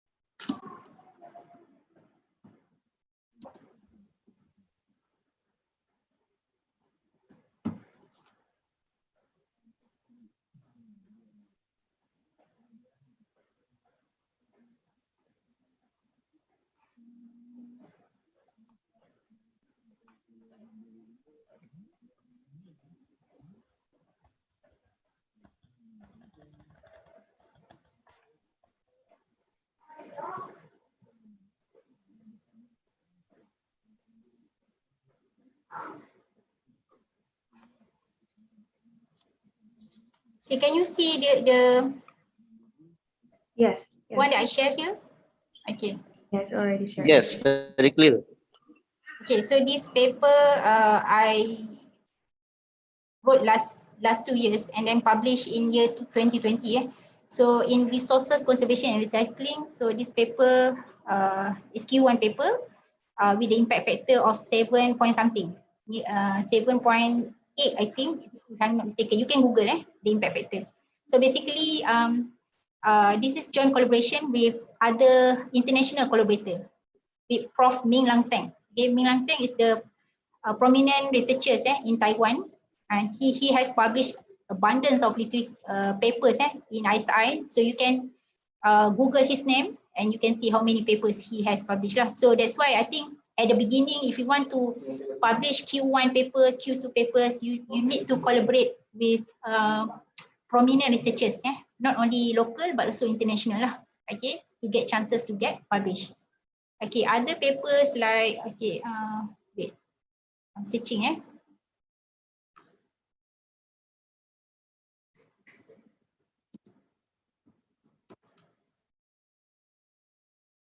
Okay, this one. So recently published, okay, in Trend in Food Science and Technology. So this is top 1% journal top 1%, not 10%, 1%, with the impact factor of 11 point something, 11.4 something. So I think this is the highest impact factor lah. I think 11 is very high lah. Okay, and then the main author is my friend, Dr. Muhammad Helmi, and then we have other international collaborators as well. We have Prof. Nilang Seng, we have Prof. Mukesh Kumar, okay, as the corresponding authors. Okay, so that's why I think you need to collaborate lah. You need to do teamwork lah. You need to team with your other researchers. And I also have a paper with Prof. Tamat, Q2 in sustainability, and also one paper is about related to palm oil study, and just accepted for publication in Q1 as well. So that paper is alhamdulillah accepted last week, okay, in elemental journals, okay, and that one is not so much lah, not so high. The impact factor is only 3 point something. Okay, so this is like a paper, this is the recent paper that I published lah recently. And other papers, ISI papers, so Q4, Q3 also have lah. Okay, I have a few more Q3, Q4 papers, but that one it's not considered high impact factor, because high impact factor is Q1 and Q2 only. And then from the ranking Q1, Q2, Q3, Q4, we also have Scopus journal. The Scopus journal doesn't have any impact factor, right? Because it not published under ISI index. Okay, so that's why you don't have to mention the impact factor under Scopus journal lah. Okay, only for social science citation index. Okay, SSCI, right? But later I'm going to share with Pak Malik some guideline of doing research, okay, and also ranking journal. Okay, I will show with Pak Malik so that you can make use of that. Okay, so you can utilize lah the guidelines, right? Okay. Okay, thank you, Dr. Okay, welcome. So I actually don't want to show my paper actually, but you are requested. Okay. So any questions related to this? If not, then we can take a break, I think, right? We can take a break for 10 minutes perhaps. And after that, we come back with new topics. Okay, modeling the pre-COVID-19 impacts. Okay, thank you, Dr. Norlin. Ladies and gentlemen. Boleh ada TV? Apa Ya, silakan. Oke. Ya, kita take break 10 minutes boleh Yes, oke. Terima kasih. Alright. Okay, terima kasih. Thank you, Dr. Norlin. Ladies and gentlemen, we have short break for 10 minutes. After that, we continue with the next lecture, modeling the pre-post-COVID-19 impact and policy on Malaysia economy. Thank you.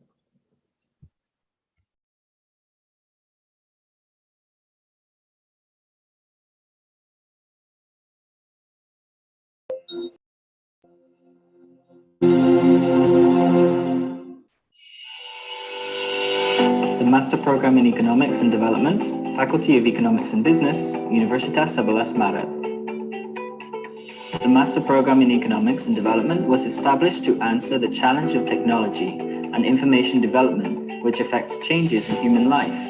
Wide coverage economic digitization demands various aspects of life to be ready to follow global development.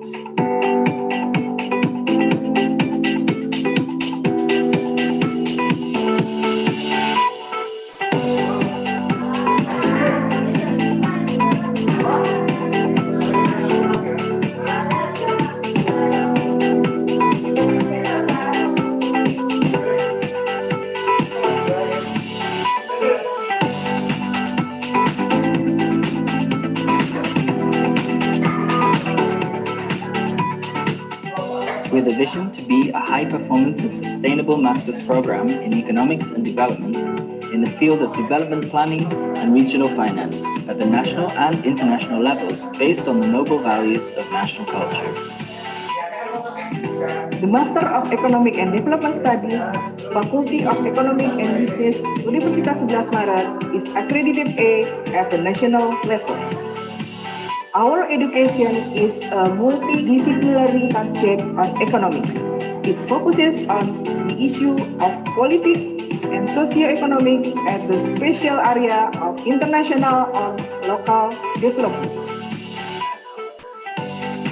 The Master Program in Economics and Development has a curriculum developed based on a strong theoretical basis and adequate analysis in the field of economics and development. Students are encouraged to create high-quality and beneficial research for the development of knowledge that can be published in accredited national journals and reputable international journals, and to have a real contribution to the community based on scientific ethics. The teaching and learning process is conducted through a teacher learning center and student learning center. The face-to-face meetings using TLC method consist of unidirectional delivery of material by lecturers both directly and online. In an effort to create representative learning, the Master's Program in Economics and Development FEB provides supporting rooms such as classrooms, discussion rooms, teleconference rooms, computer laboratory, and a hall, with internet access in all campus areas and access to online academic journals and international research databases.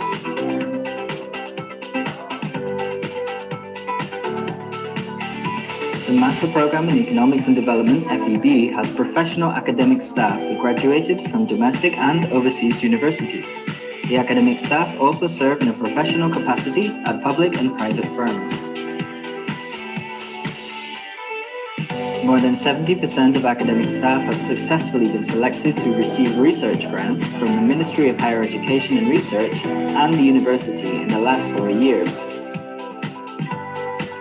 For the success of the education program, the Master Program in Economics and Development has developed collaborations with institutions, companies, national and international organizations, which are continuously carried out and improved. The Master Program in Economics and Development, FED, provides room for students to develop their skills through several supporting activities such as field study, visiting lectures, survey research, thesis writing workshop, and summer school. The alumni of the Master Program in Economics and Development mostly work in the public sector, and some become private employees.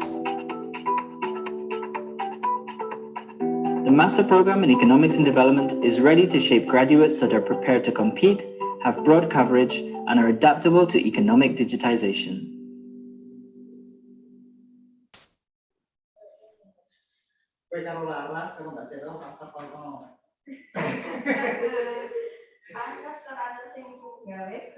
Nah, ya benar.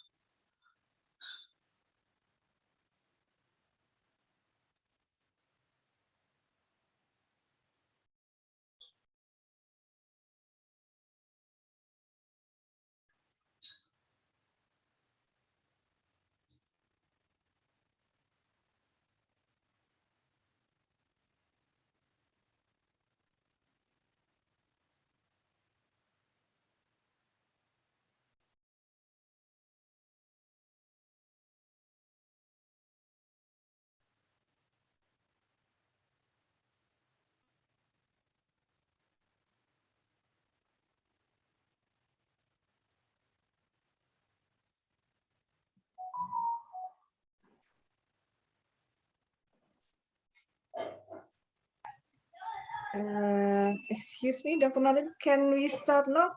Maybe the Yes. moderator will have something Yes, trouble. no worries, no worries. Okay. No worries, take your Okay. time, yeah? Okay, go Okay. ahead. Okay, thank you. The time is yours, please. Thank you.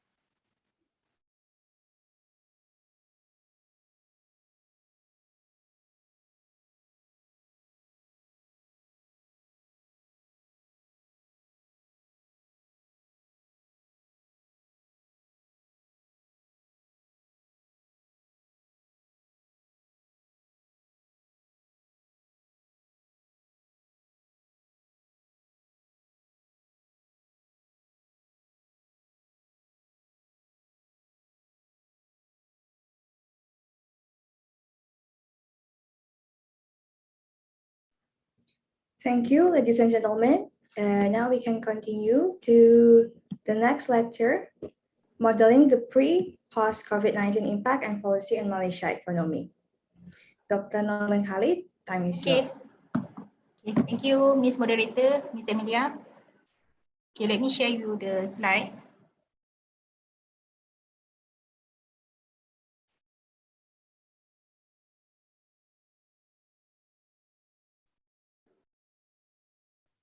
Okay, can you see that? Yeah, it's clear. Okay, right.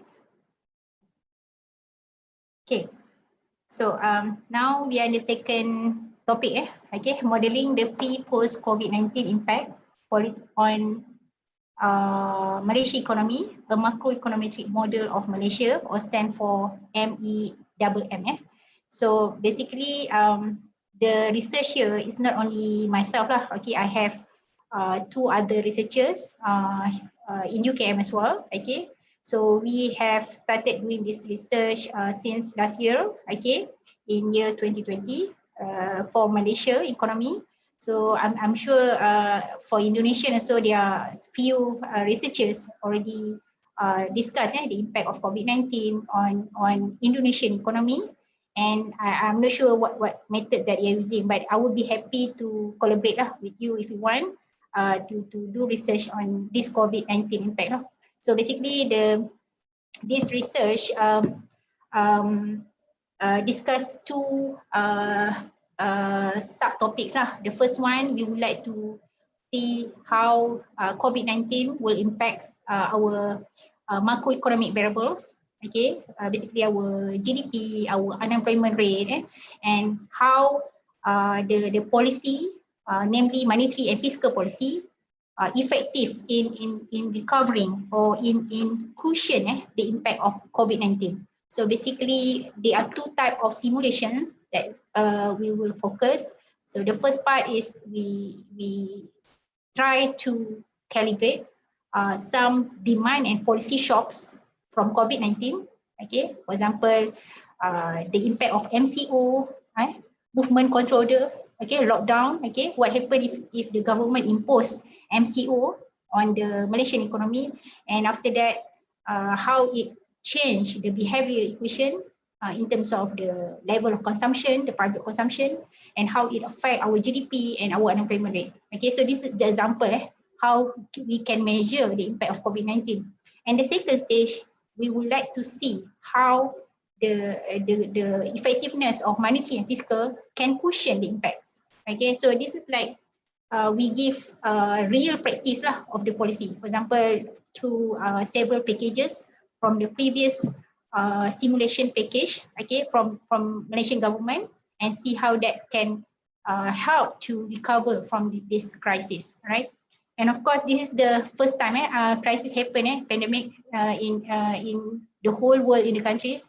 So the crisis here is different from the previous crisis, like ASEAN financial crisis. We have subprime crisis before, and this time the crisis is not only economic crisis but also health crisis.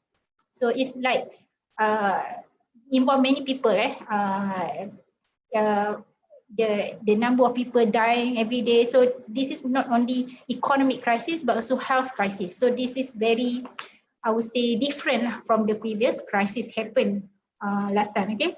So let me discuss a little bit some of the stylus facts, okay? So in the real economy, so you see that the outbreak of COVID-19 pandemic has been impacting the whole economy, the world economy, with the highest economic uncertainty and also economic crisis. You can see that there are sharp contractions and global growth and trade activities. And then the IMF forecasted that this pandemic, okay, induced recession will surpass that of the subprime economic crisis in 2009, because in this time, 150 out of 195 countries worldwide will see the negative growth in 2020 and 2021. Okay, so with the overall decline of 24% in global GDP growth as predicted by the World Bank. So you see that not only Malaysia, I think Indonesia also have contraction in their GDP growth. Okay, as for developing country like Malaysia here, okay, so we are small countries, of course we are also affected. And Malaysia continue to be badly affected by this pandemic, where you can see that this is the growth rate. Okay, so following the impact of pandemic, Malaysia economy contracted by 5.6%, negative 5.6%, okay, in 2020, which was the first contraction since the global financial crisis last time in 2009, which was only negative 1.5%. So this time around, we have negative 5.6%. I think Indonesia also contracted at negative 5.3%, right, in quarter 2 2020, and then rebound to negative 3.5% in quarter 3 in 2020. But if you look at quarterly growth, you see that it's very bad here for Malaysia, because this happened during the MCO 1.0.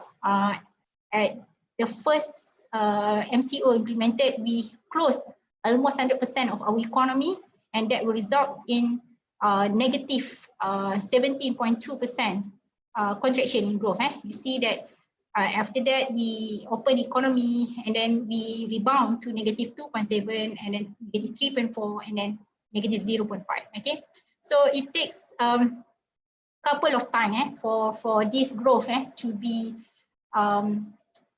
in negative contractions, so that because the crisis is not like other previous crisis. Okay, in the previous crisis, if the government gives some incentive, namely monetary or fiscal policies, it helps to rebound the economy. Okay, it helps to increase the crisis curve onwards. Okay, so we have a situation like V shape or U shape, but in this case, it's like we have a couple series of GDP contractions, so it can last longer. So depending on how the government can break the spread of COVID-19, and how the vaccine can help to develop herd immunity in the society lah. Okay, so of course it takes longer time than what we expected, right?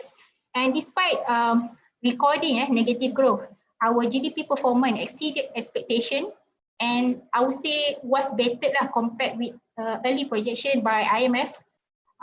For example, negative 5.8%, and the World Bank expected to be negative 5.8% as well, and the ASEAN Development Bank negative 6%. So we have achieved negative 5.6% in 2020. Okay, and then the reason why, because the government come up with the policy the bold steps in facing the unprecedented crisis in our country. So basically, we come up with 6R strategy. So I'm going to show you this graph. So this is 6R economic recovery strategy. Okay, so namely resolve, resilience, restart, recovery, revitalize, and then finally reforms. Okay, so basically the ongoing implementation of these various fiscal and monetary stimulus and recovery packages since 2020 since the started of pandemic, okay, and then the total amounting to 305 billion, or about 20% of our GDP. And then the reopening of the economy has resulted a trend in economic recovery. Okay, so the signs of recovery are reflected by the current economic indicators, such as our improvement in GDP contraction from negative 17.2% in the second quarter of 2020 to 3.4%. You see here in the fourth quarter of 2020. So unemployment also decreased from 5.3% here in quarter 2. So very high here, 5.3%. Okay, unemployment rate to 4.8% in February in 2021. So we can see that the policy measures taken by government help to minimize the impact from COVID-19. Okay, and hopefully the vaccine rollout will try to provide some lift to the growth lah. Okay, for example, we have phased vaccine rollout to support recovery in employment and also income by improving consumer sentiment and facilitating a gradual normalization in economic activities, right? Okay, so I don't want to talk much for the status facts, but seeing how badly this country economic macroeconomic variable raise the question: how each macroeconomic variable will behave in the short run and long run due to pandemics. Okay, so how the GDP growth, how unemployment rate, how the inflation rate, how the policy variable rate, for example, interest rate, may affect due to this pandemic. And then what is the relative significance of COVID-19 pandemic impacts on Malaysian macroeconomic variables? And in case of pandemic end, due to vaccine, how fast the Malaysian economy will recover from the post-pandemic. Okay, so this is also speed of adjustment from the crisis. And if the pandemic persists, how severely affected the variable will be. So these are the research questions driven from the previous problem statement. All right. As I mentioned earlier, the problem statement not only from the literature, but here we only have highlighted from the status facts. All right.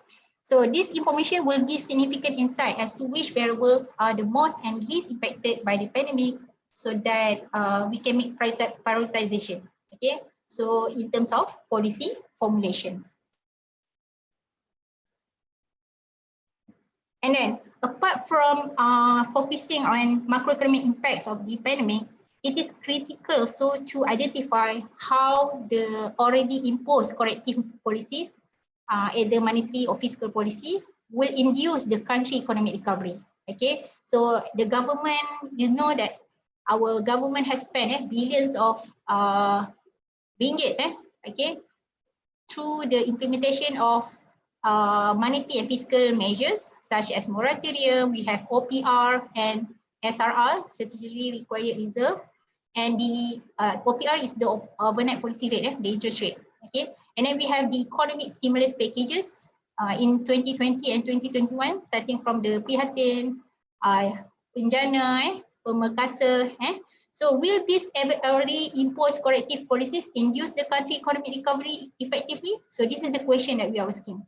And then also from the literature, we can see that very few empirical investigation have applied these macroeconomic models to estimate the economic impact of the government imposed policy for the case of Malaysia. So this study will try to address the existing gap in literature by looking at the economic impact of COVID-19 and also how the policy, namely monetary and fiscal, can effective in recovering our economy. Okay, so basically this research try to fill the gap. Okay, so based on the previous problem statement, we come up with few research objectives. The first one, we need to develop macroeconomic model of Malaysia So I'm going to tell you what is macroeconomic model of Malaysia. This is another method lah to measure the impact of COVID-19, also to measure the impact of policy changes. All right.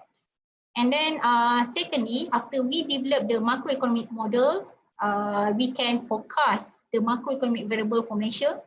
So we can do forecasting up to year 2025. Okay. And after that, from the baseline, we can simulate the impact of COVID-19 shocks on macroeconomic variable of Malaysia.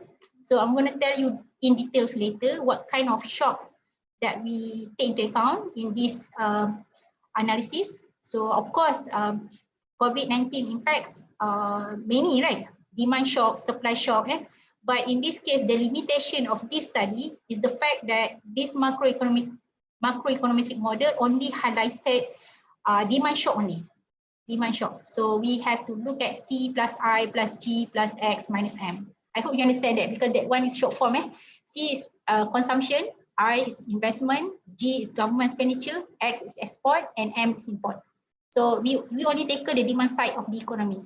Okay, so this is the, I would say, the beauty of this method because you can link many behavioral equation. So you're going to have many set of behavioral equations that come from this component in aggregate demand. And then after that, what happened if we give some shock to the economy? Okay, what will happen to the macroeconomic variables? So the method will be able to highlight those shocks in the economy. And then finally, we can perform policy shock simulations. Okay, so basically we can identify what kind of shock from fiscal and what kind of shock from monetary. And after that, we see how can it minimize the what we call impact from COVID-19. Okay, so there are two steps specifically. One is to see the COVID-19 impact shocks, and second is to perform policy shock simulation, namely monetary and fiscal. Right? I hope if you have any problem, you can ask me. Okay, don't worry. I will try my best to answer. Okay, moderator, please notify me if there are any question from the chat box. Okay. And then, so now COVID-19 and macroeconomic model. So why I'm proposing this method? So basically, considering the research that involving the pandemic is still limited. So of course, the data also limited, right? Because if you want to measure the impact of COVID-19 on macroeconomic variables, you need to at least have sufficient long data, right? For example, if you want to talk about the ASEAN financial crisis impacts, so you can see the impact pre-crisis and post-crisis. So if you talk about crisis in 1997, so you have quite sufficient number of years lah. Again, you can consider in your empirical testing. But unfortunately, this pandemic is still happen. It still happen and it's very recent happen. So you don't have data that available for you to do some empirical testing, to do a normal, for example, a time series or panel data methods. So you cannot do so. Okay, what you can do, you can come up with another methods that can estimate the impact of COVID-19. Okay, because of the data limitation. And with that problem, there's not so much we could do. Because many methods require longer data, sufficient numbers of samples for us to be able to proceed with the estimation. But this beauty of macroeconomic model is the fact that we don't have this kind of data. Okay, you only have to have the history data, but then you forecast, you do some simulation. What if you interrupt the economy, you give some demand shocks to the economy, and what will happen to the existing macroeconomic variables such as our GDP, our unemployment rate, and so on. Okay, so basically you give some perturbation or you give some simulation with respect to the macroeconomic variables, and for you to capture this COVID-19, you have to give some benchmark lah, okay, to proxy the COVID-19 impacts. For example, from the demand shock, what happened if you change the level of consumption. So I'm going to show you this in details later, right? And then the existing empirical study have employed the forward-looking measure of uncertainties to estimate the economic impact of the COVID-19 pandemic. And one of them is the CGE. CGE method also quite good, but unfortunately, this method has limitation in terms of updating the data, because the CGE is based on input-output data, and the data also outdated. So I think you can proceed, but not so close lah. Okay, so better to use this macroeconomic model because it use the current data. And the key parameters used in the CGE also computed based on the limited and outdated sample years, which is not fitting for this current case. So that's the reason why we come up with this method. So that's why I go back to the previous topic, academic publication and writing. So every time you want to highlight introduction, you need to highlight what is the new thing about your study and why you come up with this kind of method, why you have to justify every time you want to pursue. So in this case, the reason why we want to focus on macroeconomic model because of data availability, and also because the previous method has not been able to capture these impacts. Okay, so that's why even the CGE can measure the impact. Unfortunately, the data is not updated. It's based on the outdated sample years data. All right. Okay, next.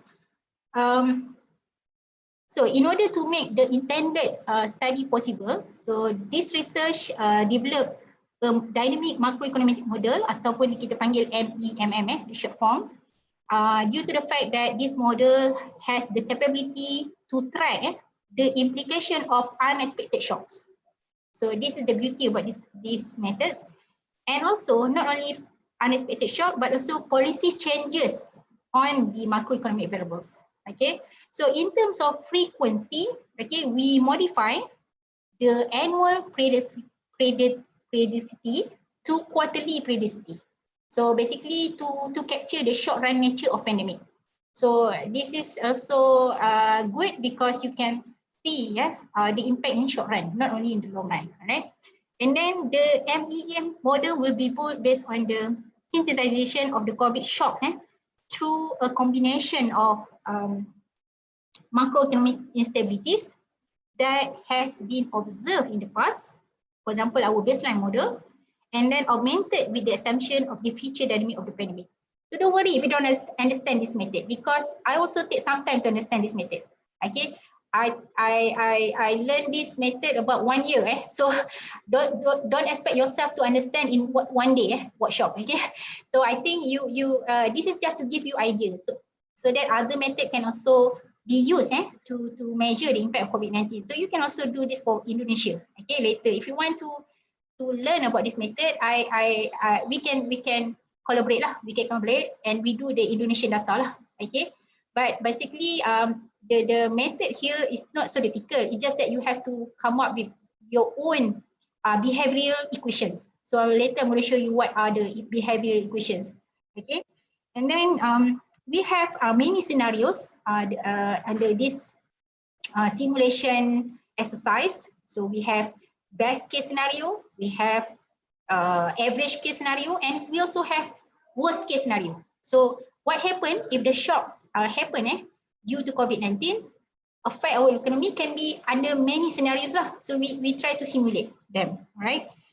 And then based on this scenario and past quarterly data of macroeconomic instabilities, so this study will try to develop MEMM model to forecast the individual impact of COVID-19 on each macroeconomic variables by performing economic shock simulation to estimate the impact of monetary and fiscal policy changes on Malaysian macroeconomic variables. So it's very useful to contribute to assist the policymakers in formulating feasible and optimal policies lah. And also to check whether the current policy, monetary and fiscal, are effective or not. Okay, so that's why we can check. And then these are some related papers. Okay, for those of you who want to learn more about this method, you can download these papers. The papers mostly from economic modeling Q2 journals. Okay, because we try to model economic variables. So that's why the economic modeling journal is the most suitable journal for this kind of research. And you see that many countries have been done this, but for Malaysian or Indonesian case. So I think we can try to do for Malaysia and Indonesia. Okay. Okay. Now, construction of macroeconomic model of Malaysia. So we first have to construct macroeconomic model of Malaysia. So basically, our MEMM model are adopted and adapted from Kasimati and Dawson in 2009. Okay, so this paper in 2009, where is it? This one, number 3. Kasimati and Dawson in 2009. The title is Assessing the Impact of the 2004 Olympic Games on the Greek Economy, a Small Macroeconometric Model. Okay, so this article basically try to measure the impact of Olympic Games on the macroeconomic variables. But in our case, we would like to see how monetary and fiscal policy can affect our baseline model in the post of COVID-19. Okay, so basically, of course, the crisis in COVID-19 has contracted our macroeconomic variables, but how this policy can cushion, can support the recovery. So we would like to see the impacts. So basically, the idea is from that papers, and we're gonna have many behavioral equations such as private consumption, public investment, export, import, unemployment, price level, interest rate. So this is considered a small macroeconometric model. So of course, there are many degree of macroeconometric model. Some researchers focus on many behavioral equation, but in my case, the simple is better. The simple is better because I don't want to come up with more very complicated model, but then the result is not applicable to capture the real world. Okay, so I think we start with small model first, and then after that, later on, if we want to extend, yes, we can do so, right? So this one, you have to highlight what is the factors that can affect your consumption, private consumption. So the idea of this method is you need to develop the theoretical framework first. So the theoretical framework of this model should be done from the previous theoretical framework. So for example, you're using Keynesian consumption or you're using Friedman consumption. So you need to highlight what are the variables under this consumption. Okay, what are the factors? It can be endogenous, it can be exogenous.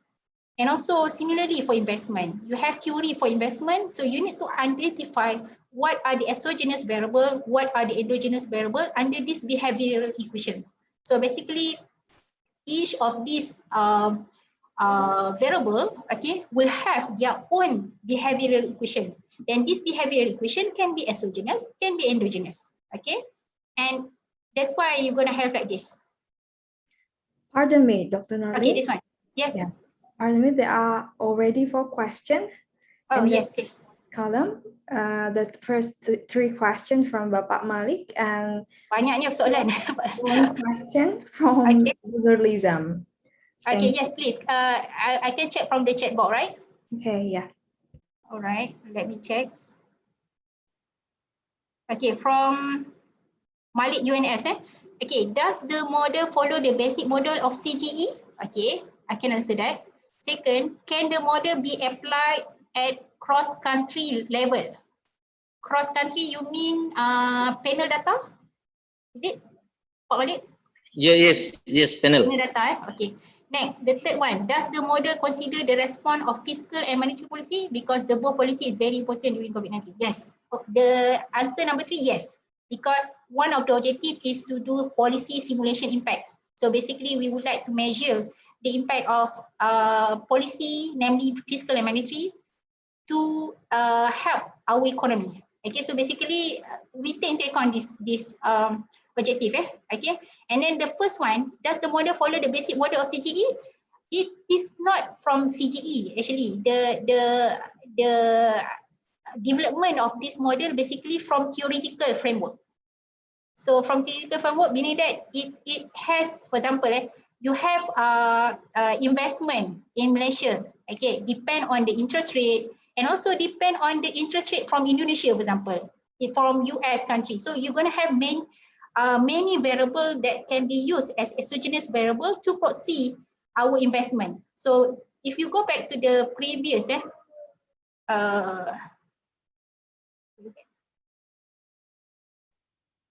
behavioral equation here. So before we will be able to use this model, we need to identify theoretically. Theoretically, basically you have to do some identification with respect to the theoretical framework. Okay, you need to identify what are the variables, can be endogenous, exogenous, to affect this macroeconomic variable. Okay, and after that, following that, you give the historical data in the software in the EViews. So the EViews will use the data that we export from Excel to EViews. Okay, and then after that, we from this model that we develop, they will give you what happens if we give shock in economy. So basically, you need to first develop the model first based on theory, and after that, you give simulation, you give some shock in economy, and you see what happened to this baseline model pre-COVID. Are they changing or not? So that's why you need to give some perturbation, or what's so-called impulse and response. Okay, you give some shock in economy, so then you can see what happened to these variables. Okay, so that's why the construction of the model is quite difficult, because you need to very well in theory lah. Can I know how many of you here are focusing on specialized in monetary economics? How many of you are specialized in macroeconomics? All of you or most of you? I think just few. Because in UKM, we have some students focus on microeconomic studies, some focus on macroeconomic studies. So this research is more related to macro, MAC. So I think you need to know the standard model specification in theory, okay, in order for you to be able to construct or develop this model. Okay, so after you develop the model through the identification, only then you can focus on this framework lah. So the basic model CGE, yes, in terms of equation and theoretical framework, but not in terms of identifying the shocks in the economy. So basically, the basic model CGE also come from the theoretical framework. Okay, but I think the identification will be different, because the identification in macroeconomic model is based on real practice of the theory. And then can the model be applied at cross-country level? So far, based on my reading from the previous literature, they not consider panel data. Okay, most of them only focus on single individual countries. Okay, this is more like if you do for one country specific. Okay, not simultaneously discuss cross country lah. Okay, is it answering your question, Pak Malik? Okay, thank you, Doctor. Okay, next, Mr. Nur Halizam, why private investment not in the list of demand side? Yes, I missed that one. Actually, there is private investment as well. I'm sorry about that, my mistake. Actually, it has in the equations as well. Next, Pak Malik. Banyak soalan Pak Malik ni . Okay, what happened if a country such as Malaysia and Indonesia face capital outflow during COVID-19 for a long time? Can the model express? Yes, the answer is yes. Because as I mentioned earlier, this macroeconomic model is based on the real data. Okay, so you have to have sufficiently enough long data. Okay, for example, for me to construct this macroeconomic model, I have collected data from 1991 to 2020 Q3. So I have to collect the data, each equation, each variable, not only the endogenous variable here, but also all the exogenous variable. The variable that can affect consumption, the variable that can affect investment, the variable that can affect export, import, and many more. So basically, you need to collect all the data. And this is in contrast to CGE that rely on outdated data. Okay, so that's why this is the beauty of this MEM model, because you will be able to observe what is the how the current shock can affect our real economy. Okay, and then if we are facing capital outflow, of course, you can give some shocks in the investment. Okay, because investment can be domestic, it can be foreign. So what happens if I give capital outflow shocks? Yes, of course, you can give FDI shocks. And then from that, you will be able to see the impacts, right? Is it answering, Pak Malik? Okay, thank you. Okay, Dokter. Next. Doctor, how to assure that the model is robust? Because I think the model is new construction and new evidence for developing countries. Exactly, and that's why we come up with another method. We use CGE as well.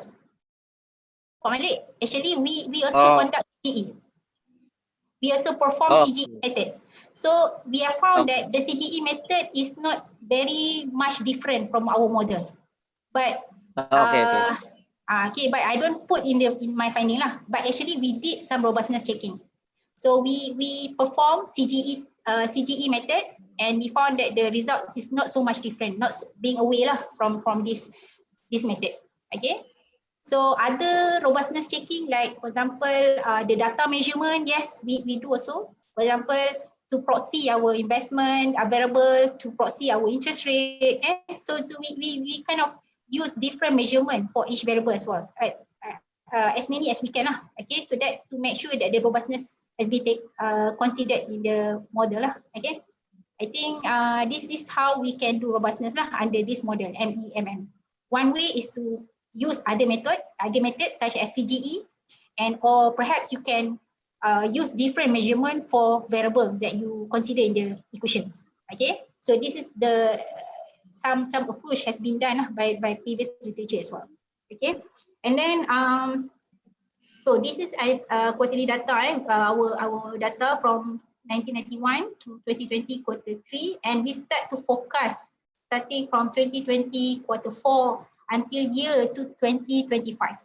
Okay, and then the data source from DOS, Department of Statistics, Ministry of Finance, and also Bank Negara Malaysia. And this macroeconomic model yields forecasted at quarterly, because as I mentioned earlier, we want to see the short run impact as well. Because if we use quarterly, we should be able to see the impact in a quarter basis, and then it determines the number of variables that are exogenous and endogenous. So as I mentioned, there are quite many numbers of variables that we're going to use in the models, and some of the variable can be exogenous, some of the variable can be endogenous. And the model has a number of behavior equation identified developed using the MEMM, right? All right. Next, this is how we can do MEMM model. First of all, we need to perform, after we develop the theoretical framework, we construct the model, and after that we have to do some pre-testing. Basically, we have to conduct unit root tests to make sure that all the variables are integrated at I0 or I1. It cannot be I2. If you have I2 variables, you should get rid of them. And then develop the MM core model. I'm so sorry, sometimes I'm use MEMM, sometimes I'm use triple M, not consistent, sorry about that. And then developing the MM core model structure. So basically, we develop based on theoretical framework I mentioned last time, and then we highlight the transmission mechanism under each theoretical framework, and then we design diagram to describe the main linkages from exogenous to endogenous variables, and then we illustrate the economic response to the changes in policy variables. So this is more like simulation after that. And then we also do diagnostic testing. Okay, tadi Pak Malik tanya tentang robustness checking. Robustness is not the diagnostic testing. Diagnostic testing is related to our own model framework. Okay, so robustness means you are applying to different method, you are applying to different data set. Atau you split the sample or something like that. So robustness because you want to check the consistency, the reliability of your results. But under diagnostic testing, we would like to check whether our results are free from this problem lah, heteroscedasticity, C-correlation, and non-normality. And we also want to check the stability of the model, right? Okay, I hope you can differentiate between diagnostic and diagnostic testing and robustness testing. Okay, next. For the model estimation and simulations, this is the step that involved in estimating MEMN model. The first one, we have to estimate the behavioral equation. Whenever I say in sample, meaning that we are talking about the historical data lah, up to now. So we are talking about the sample data, not forecasting yet. So however, from this behavioral equation, we forecast the R sample. So we forecast, as I mentioned, until 2025, 5 years later, right? Why 5 years? I think because this is the longer time you use, the more uncertainty involved, right? I mean, if you talk about 10 years from now, of course, I have no idea what will happen after 10 years. So, but 5 years, yes, maybe. We can see whether the pandemic will end or not. Okay, and then evaluate the COVID-19 impact on macroeconomic variables. So basically, the idea is we would like to give some demand shock, and then the demand shock to actually capture the COVID-19 impacts. So I give you an example. The demand shock from COVID-19. Okay, the demand shock from COVID-19, for example, what if the MCO enforced in Malaysia? Can our movement control order? What happens if there is a declining in tourist arrivals? Right, so that also considered as demand shocks. Okay, what if what if there is changes in the oil price shock? Okay, so oil price shock also considered as demand shock. Okay, because all of these variables, COVID-19 impacts, will actually affect our consumption, our investment, our export, trade, import. So basically, we need to think of variables that can derive from these COVID-19 impacts. Okay, in my case, I only have 3 proxy variables. Okay, later I'm going to show you. Okay, and then we have to evaluate the monetary and fiscal policy effects. Oh, sorry about that. Okay, next we have to evaluate the policy impacts. So the policy impacts, as I mentioned, from monetary, from central bank, and also from fiscal policy from the government in terms of direct injection. Okay, how that can affect our macroeconomic variable. So basically, we have our baseline model. The baseline model is based on pre-COVID impacts. So what we should be, where we should be without COVID.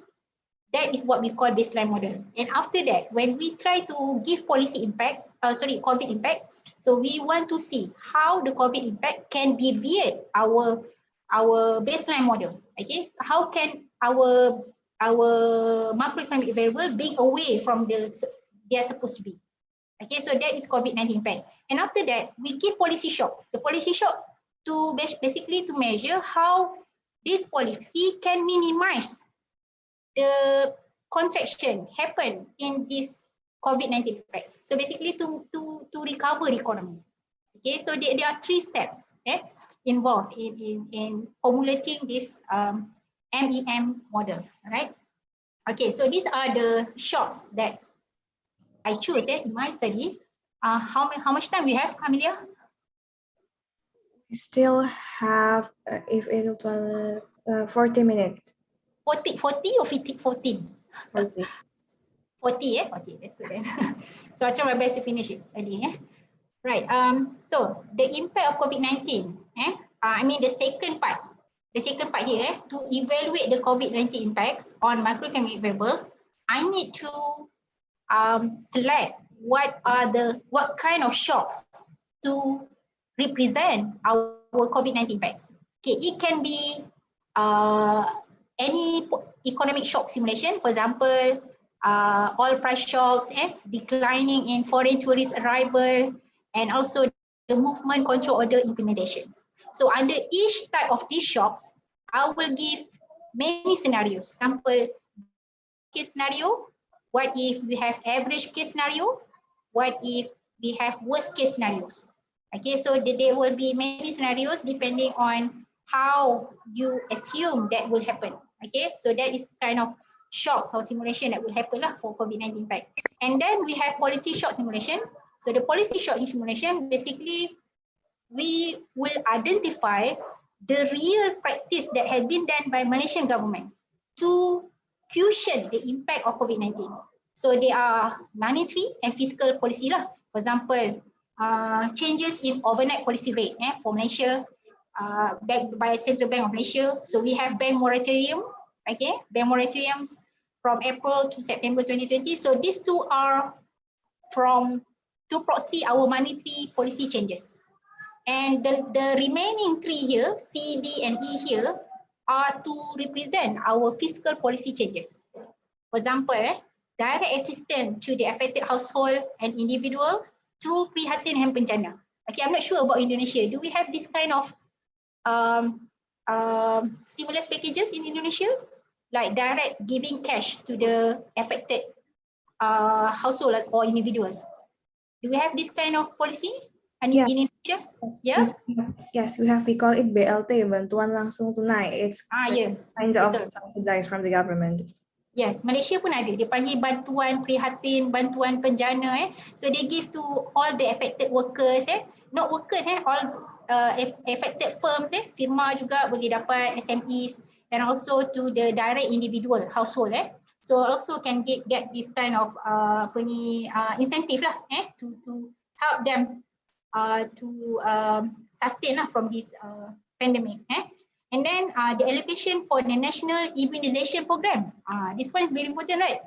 Because you cannot reduce or break the change in the COVID-19 unless you make sure that this national immunization program success. So that's why the vaccine have to be rolled out throughout the country, right? And of course, we can give the simulation as well. We can give the shocks. What happened if the government increase the shock in the national immunization program? How does it affect our recovery process, right? And finally, the microcredit financing to SMEs. Okay, so also can be considered as one of the policy shock simulation. And of course, each shocks we're gonna have best case scenario, average case scenario, and also worst case scenarios, right?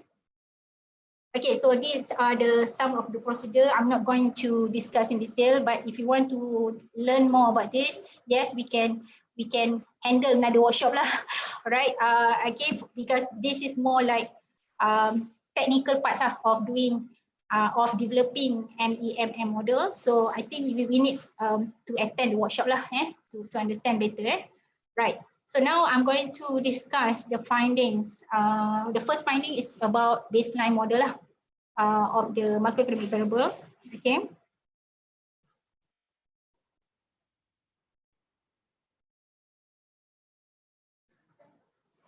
Okay. So from this pre-testing, we can see that all variables are stationary and integrated at one. And then from the non-state testing, we can see that all models are free from heteroscedasticity, non-normality, and C-regulation. The model is so stable.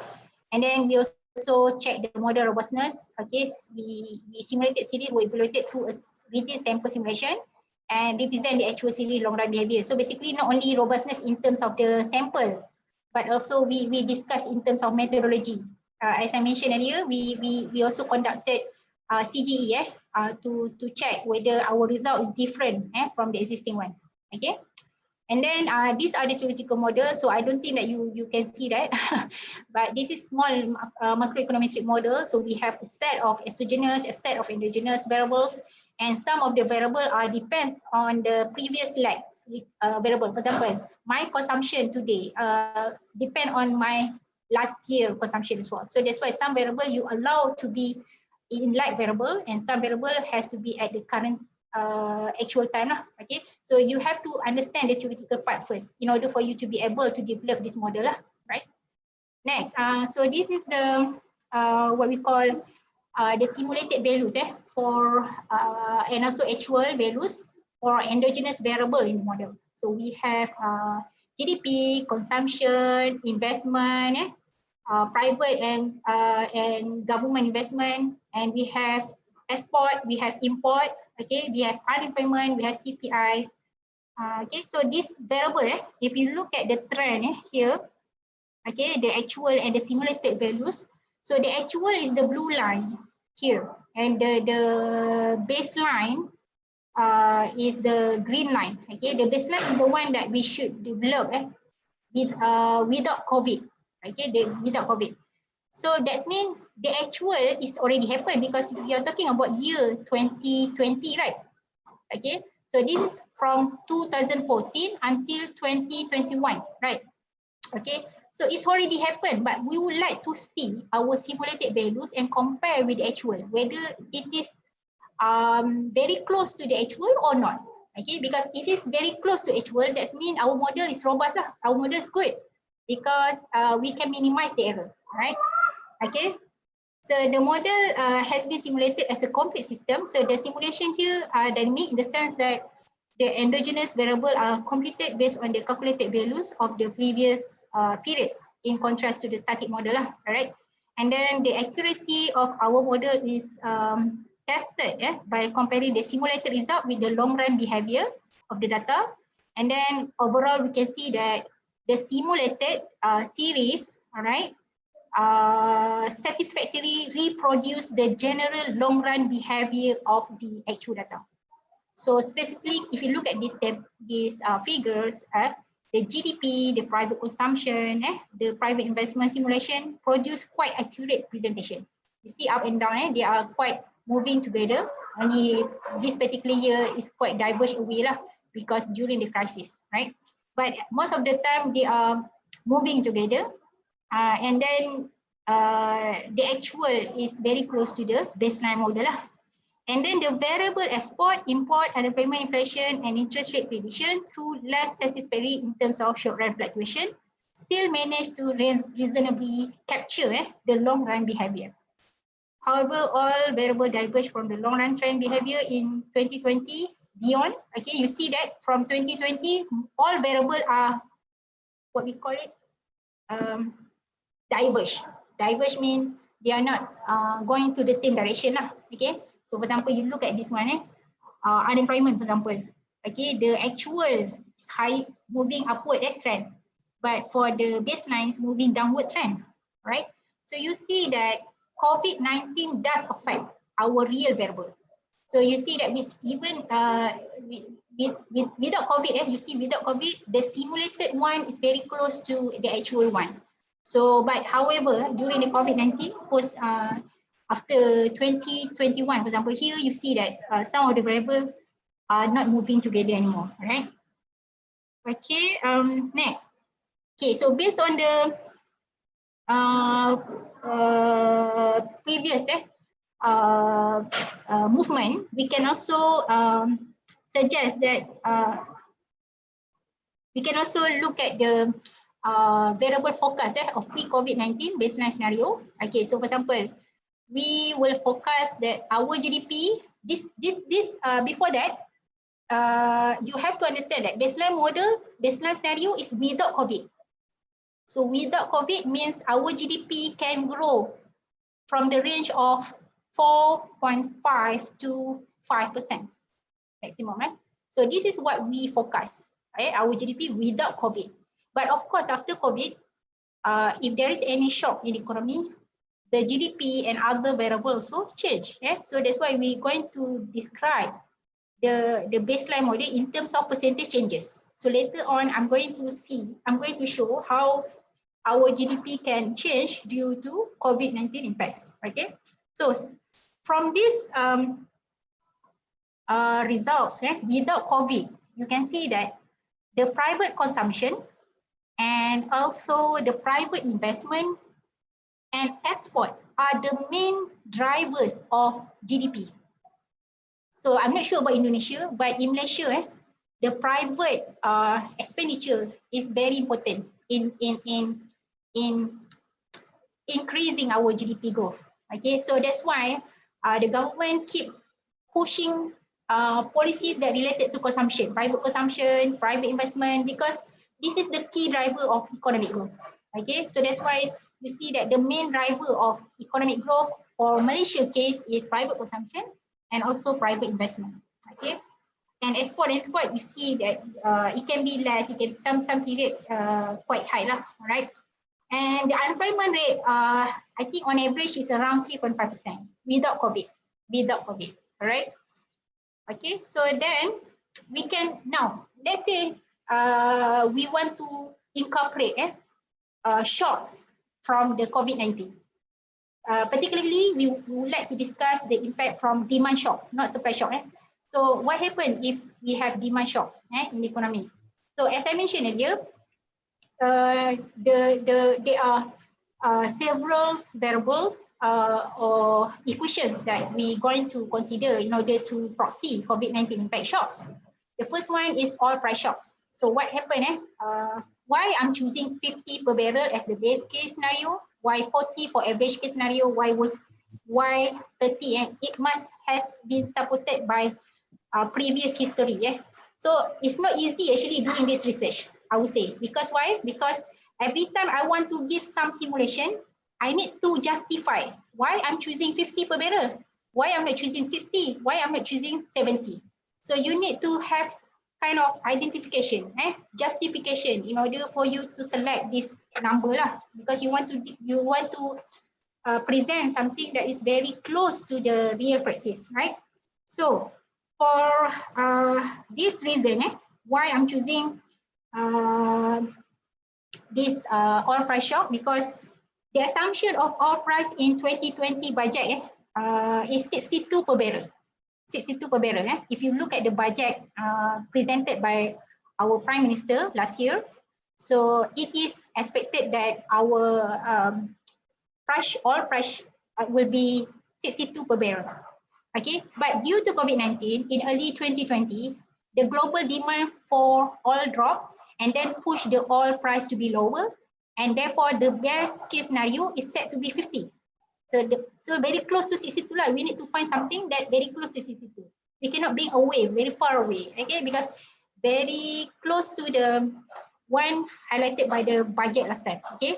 So it was 50 per barrel. Meanwhile, the average case is 40 and equivalent to the average oil price in 2020 at 42 per barrel. So the reason why I'm choosing 40, because on average, last year in 2020, the average price of oil price is 40, was 40. That's why we choose 40 as the average case scenario. And finally, the worst case is set to be 30 per barrel, $30 per barrel, because the lowest Brent oil price was in 2020 quarter 2 with only $31 per barrel. Okay, so that means you have to select the numerical example based on the real happen in the economy. So from that, we can actually see how that affect our GDP in terms of percentage different in GDP. Percentage different in GDP. So meaning that, what does it mean negative 0.02? What does it mean negative 0.05? Okay, it means that if there is a shock in economy, COVID-19, and makes the oil price shock decline, of course, it decline in oil price shock will result in lower revenue of the government, right? Because our government revenue, 30% come from this oil revenue. So meaning that if the oil price reduce, okay, due to COVID-19 impacts, it will reduce our revenue. And because it reduces our revenue, the government has less revenue and therefore consumption also less. Because government can spend more, government cannot give more money to the public, to the household, direct money. Okay, that's why the consumption also will reduce. So that's why you look at the coefficient very small, right? Amelia, you see that the coefficient is negative 0.02, but actually this coefficient you need to multiply with the total GDP in terms of volume. For example, our GDP 1.4 trillion. 1.4 trillion. So meaning that you have to multiply 12 zeros, because million of million is trillion, right? Million of million is trillion. So that means if you multiply GDP, total GDP, 1.4 trillion with negative 0.002%, it will result in very large amount GDP. So that means GDP reduce, drop, contracted very much because of this oil price shocks. Under best case scenario, you see that not so much, but under worst case scenario, 30 per barrel, the revenue drop very much, and that will result in lower GDP growth. So you see at 0.019% of the total 1.4 trillion, okay, it's very large amount actually. It's very large amount if you multiply in terms of numbers. And then look at this declining in foreign tourist arrival. So under the worst case scenario during the MCO 1.0, I remember at that time our government closed from the tourists to come to our country. So what happened is it's about 99% drop significantly in tourist arrival. So at that time, of course, it affect the hotel, the hospitality, whatever related to tourist income, all the I don't know how to mention, but the tourism sector is very affected at that time. So at the time, so you see that how this affect GDP at 0.016% reduced out of 1.4 trillion. So trillion, not billion. So meaning that is very large drop in GDP due to declining in foreign tourist arrival. Next, we would like to see how the movement control order so can affect our economy, right? Okay, so we look at in Malaysia we have a series of MCO happen, starting from MCO 1.0, which is I think about 10% economic sector is allowed. So at that time we have GDP equal to negative 17.2% drop. Okay, so that's why MCO is very bad to the economy, but we have no choice. This is one way of to curb the spread of COVID-19. So we have to do that because of healthy crisis, right? So that's why there is a dilemma between healthy and economic crisis. And then so health crisis will result in MCO, and that's result in bigger amount of changes in GDP. So if you multiply negative 0.03 with 1.4 trillion, of course, the amount is very big. The amount is very big. And out of 3 different shocks in the economy, you can see that the movement control order is the highest significant in dropping our GDP growth. Okay, so you see that this is the bigger impact under MCO, okay, compared to tourist arrival and operation. Next, for the unemployment, this one not in terms of percentage changes. This one in terms of unemployment rate directly. Okay, previously was percentage difference of GDP, right? Okay, this is different. But this one changes in unemployment rate. Okay, so what happened under MCO? So under MCO, you see that initially at the year of shock in 2020, you see that the unemployment rate is very high, to 5 point something. Even during the ASEAN financial crisis or during the subprime crisis, the amount is not so big, only 1 point something and 3 point something respectively. But this one is very big, okay?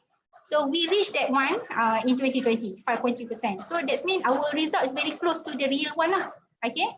And then you see that under oil price shock, not so much different for unemployment rate, but for movement control order is the largest impacts for COVID-19. Next. So next we can do the policy simulation shocks. How fiscal and monetary can cushion the impact of COVID-19. So basically, we need to identify what are the real practice used by the government and also the central bank to cushion the impact of COVID-19. So one of them is by considering bank moratorium. So we had this bank moratorium from. Dari Bangkara. Ya. Ada soalan ya? Pardon me, Dr. Nolin, I think it's a miscommunication. You can continue it again. Okay. Sorry. If I running time, how many time? How much time left? 25 minutes left. 25 minutes. Okay. I will try my best to finish in 10 minutes, so that you can have time to answer, to ask question. Right. Okay. For the moratorium, okay, we have this policy from April and to September 2020. So you see that 100 billion of moratorium has been given to help the ease of Malaysian burdens, and therefore in this exercise, the private consumption will be the policy shocks. So if the government give moratorium, for example, 6 months long, so of course the money that actually the household should pay for their debt can be used to increase their private consumption. So the reason why the government give the moratorium because they want to boost up the private consumption. And we know that in Malaysia, private consumption consists of 60% of the total GDP. So that means it's very large. So once they give the moratorium, of course, that can increase, they can improve the GDP, they can recover from the crisis. So that's why by doing that, you see that immediately after giving the moratorium, the impact is 0.008 positive impact on GDP. You have to multiply with 1.4 trillion again. Because otherwise you can see it's very small, right? Small, but actually it's not small. Once you multiply with 12 zeros, because trillion, okay, it's going to be very big amount, Similarly, changes in OPR, so the OPR variable will be the policy shock as well to represent the monetary policy part. So in this situation, we have to 1.75%. So at the rate of 1.75 for 2020, so the OPR has been cut by many times in year 2020, okay, to help increase the investment as well as increase the consumption back. Okay, so that's the reason why OPR need to be reduced. And we can see that the impact of OPR is bigger than moratorium. Okay, because the impact of OPR here 0.010 times 1.4 trillion. Okay, so that means it's very big. And as you move down to 2025, you see that the number is very close to zero. Why? Because that means you are already being away from the policy shock simulation, because we only have policy shock in 2020 and 2021. And after that, we assume there is no more policy shocks. Okay, so that means you will be stabilized to the steady state, to the original equilibrium that you had before the COVID-19. Okay, you're very close to the previous equilibrium. Okay.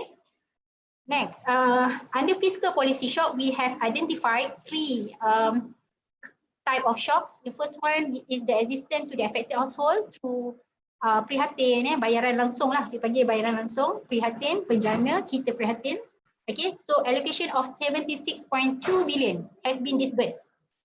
So in this case, whenever government give direct cash to the household, affected household or firms, they can increase their private consumption, right? So that's why in this exercise, the private consumption is the policy shock.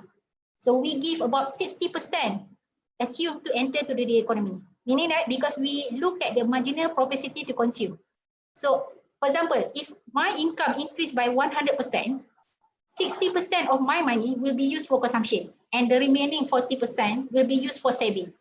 So because I'm quite suka belanja. So 60% I will spend for consumption.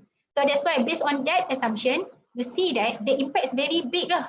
For example, in 2020, 0.032% increase in the total GDP, percent of the total GDP.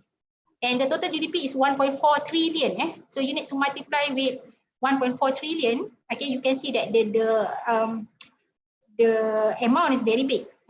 And as you move down to 2025, you see that being away from the policy shocks, you very close to the dia punya equilibrium. So to the equilibrium before the COVID-19 happened. Okay, what about allocation for the national immunization program? So in Malaysia, we started our national immunization program in 2021, early 2021. What about Indonesia? Immunization for COVID or immunization vaccine? Oh, so when you start vaccine in your country? When I was 5 years old, I already get the vaccine for TPS. No, I mean the vaccine program in your country. Our country starting from this year lah. Early this year. So Yeah. we start with Pfizer, AstraZeneca. There are so many type of vaccines. So Yeah. from that, allocation also can help recovery our economy. So that's why here we have give some shocks. For example, 5 billion has been allocated by the government. And what happened is when government implement this kind of national immunization program, the public sentiment increase. Public feel safe and they want to consume more, and that will increase the public consumption. That's why we use public consumption as the variable shocks. So that's why the government also consume more lah. Government also consume more. So you see that impacts not so much lah. Okay, because I think because the variable that we choose public consumption, but maybe later on we can use different proxy. Okay, of the national immunization program. Next, micro credit financing to SMEs. So public investment will be the policy shock, with the assumption of 80% success application rate from the 723 million announced by the government during Purmakasa. So you see that the impact is not so big lah compared to direct cash incentive. And the direct cash incentive, the impact is higher to the GDP. Okay, right? Okay, next. On the unemployment rate, you see that bank moratorium and also changes in OPR will result in bigger effect.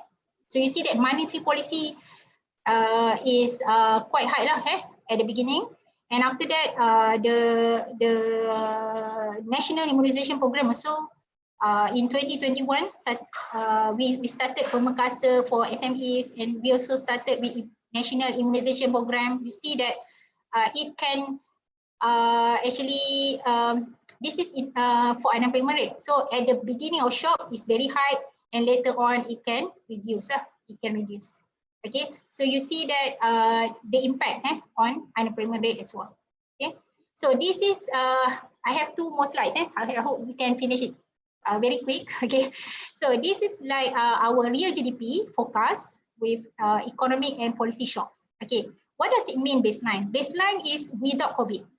So you see that the blue line here is the forecasted variable, forecasted GDP without COVID. So this is what our GDP is supposed to achieve without COVID. But with COVID, the green one, our GDP will decline this much. Okay, so the green one, can you see that? It's very small, sorry. But actually, the drop in GDP is very large during this period, starting from end of 2019 until 2020, right? And after that, 2021 also not recover yet, and then moving to 2025. But with policy shock, what happened if after the government imposed several policy measures from monetary and fiscal, we can see that we can achieve the rate one. The rate one means you can cushion the impact from COVID-19 a little bit. So GDP can recover a bit. Okay, you can recover because of the policy simulation shock. Okay, next. Before that, for the policy shock, I only use one variable, which is Perhatian and Penjana Stimulus Package. And for the economic shock, we only use MCO to proxy this graph.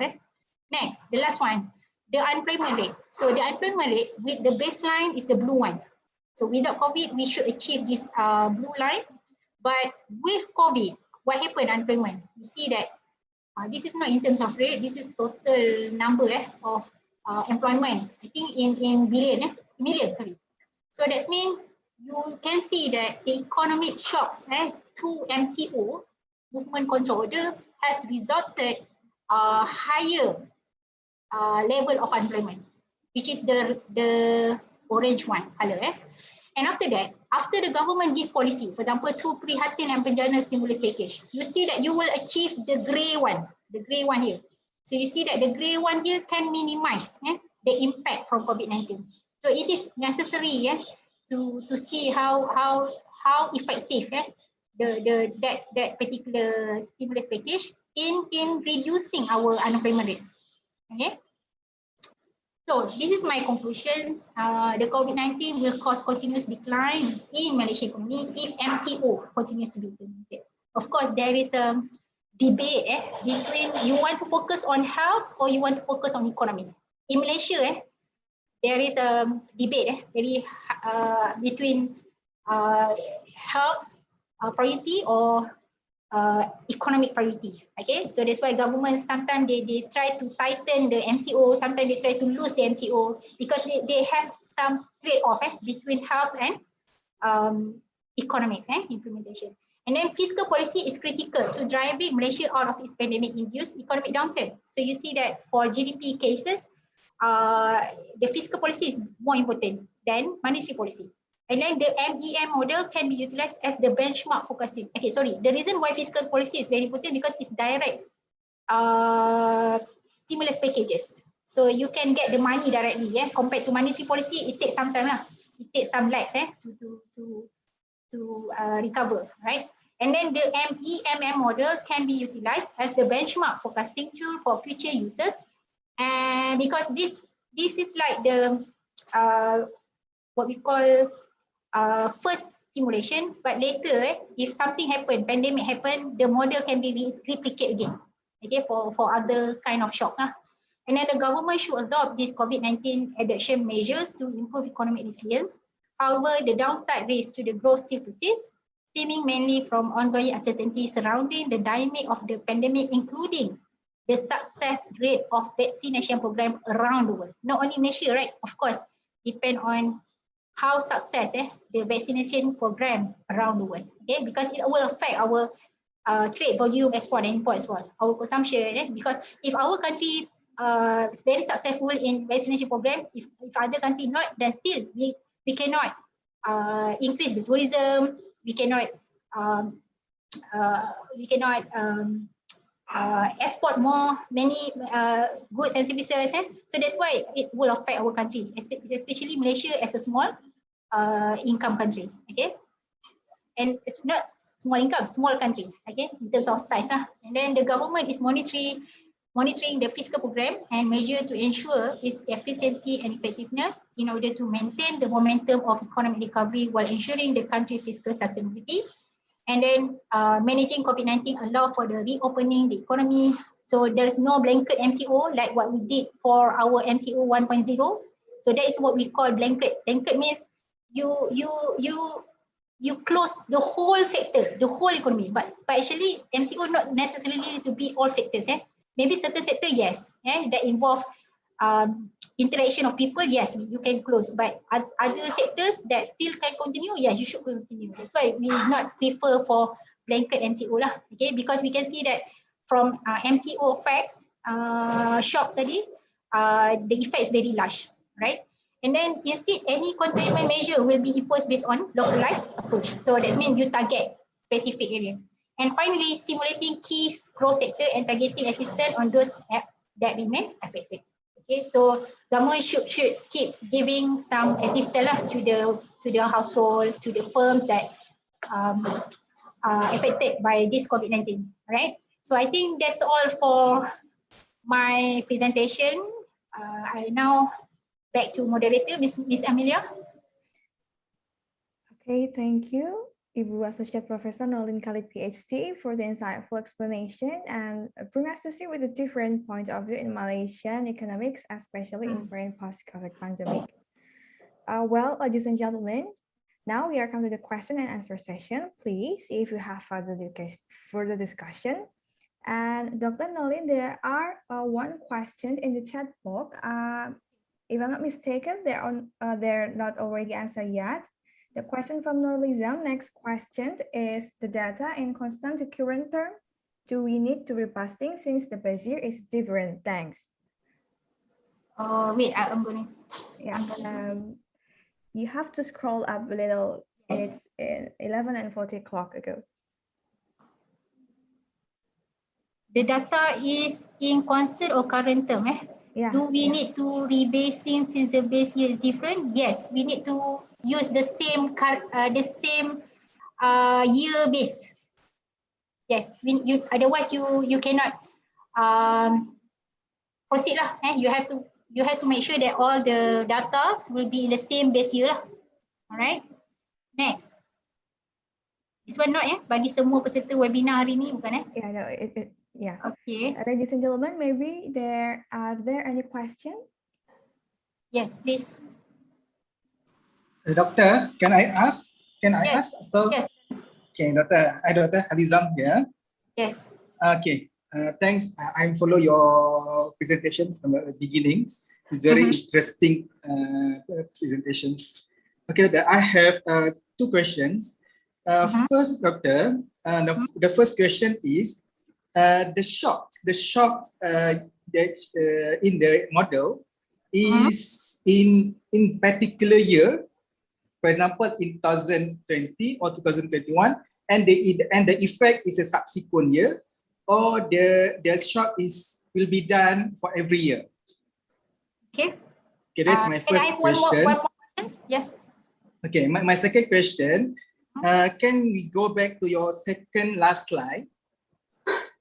That's right. Okay. Wait, on the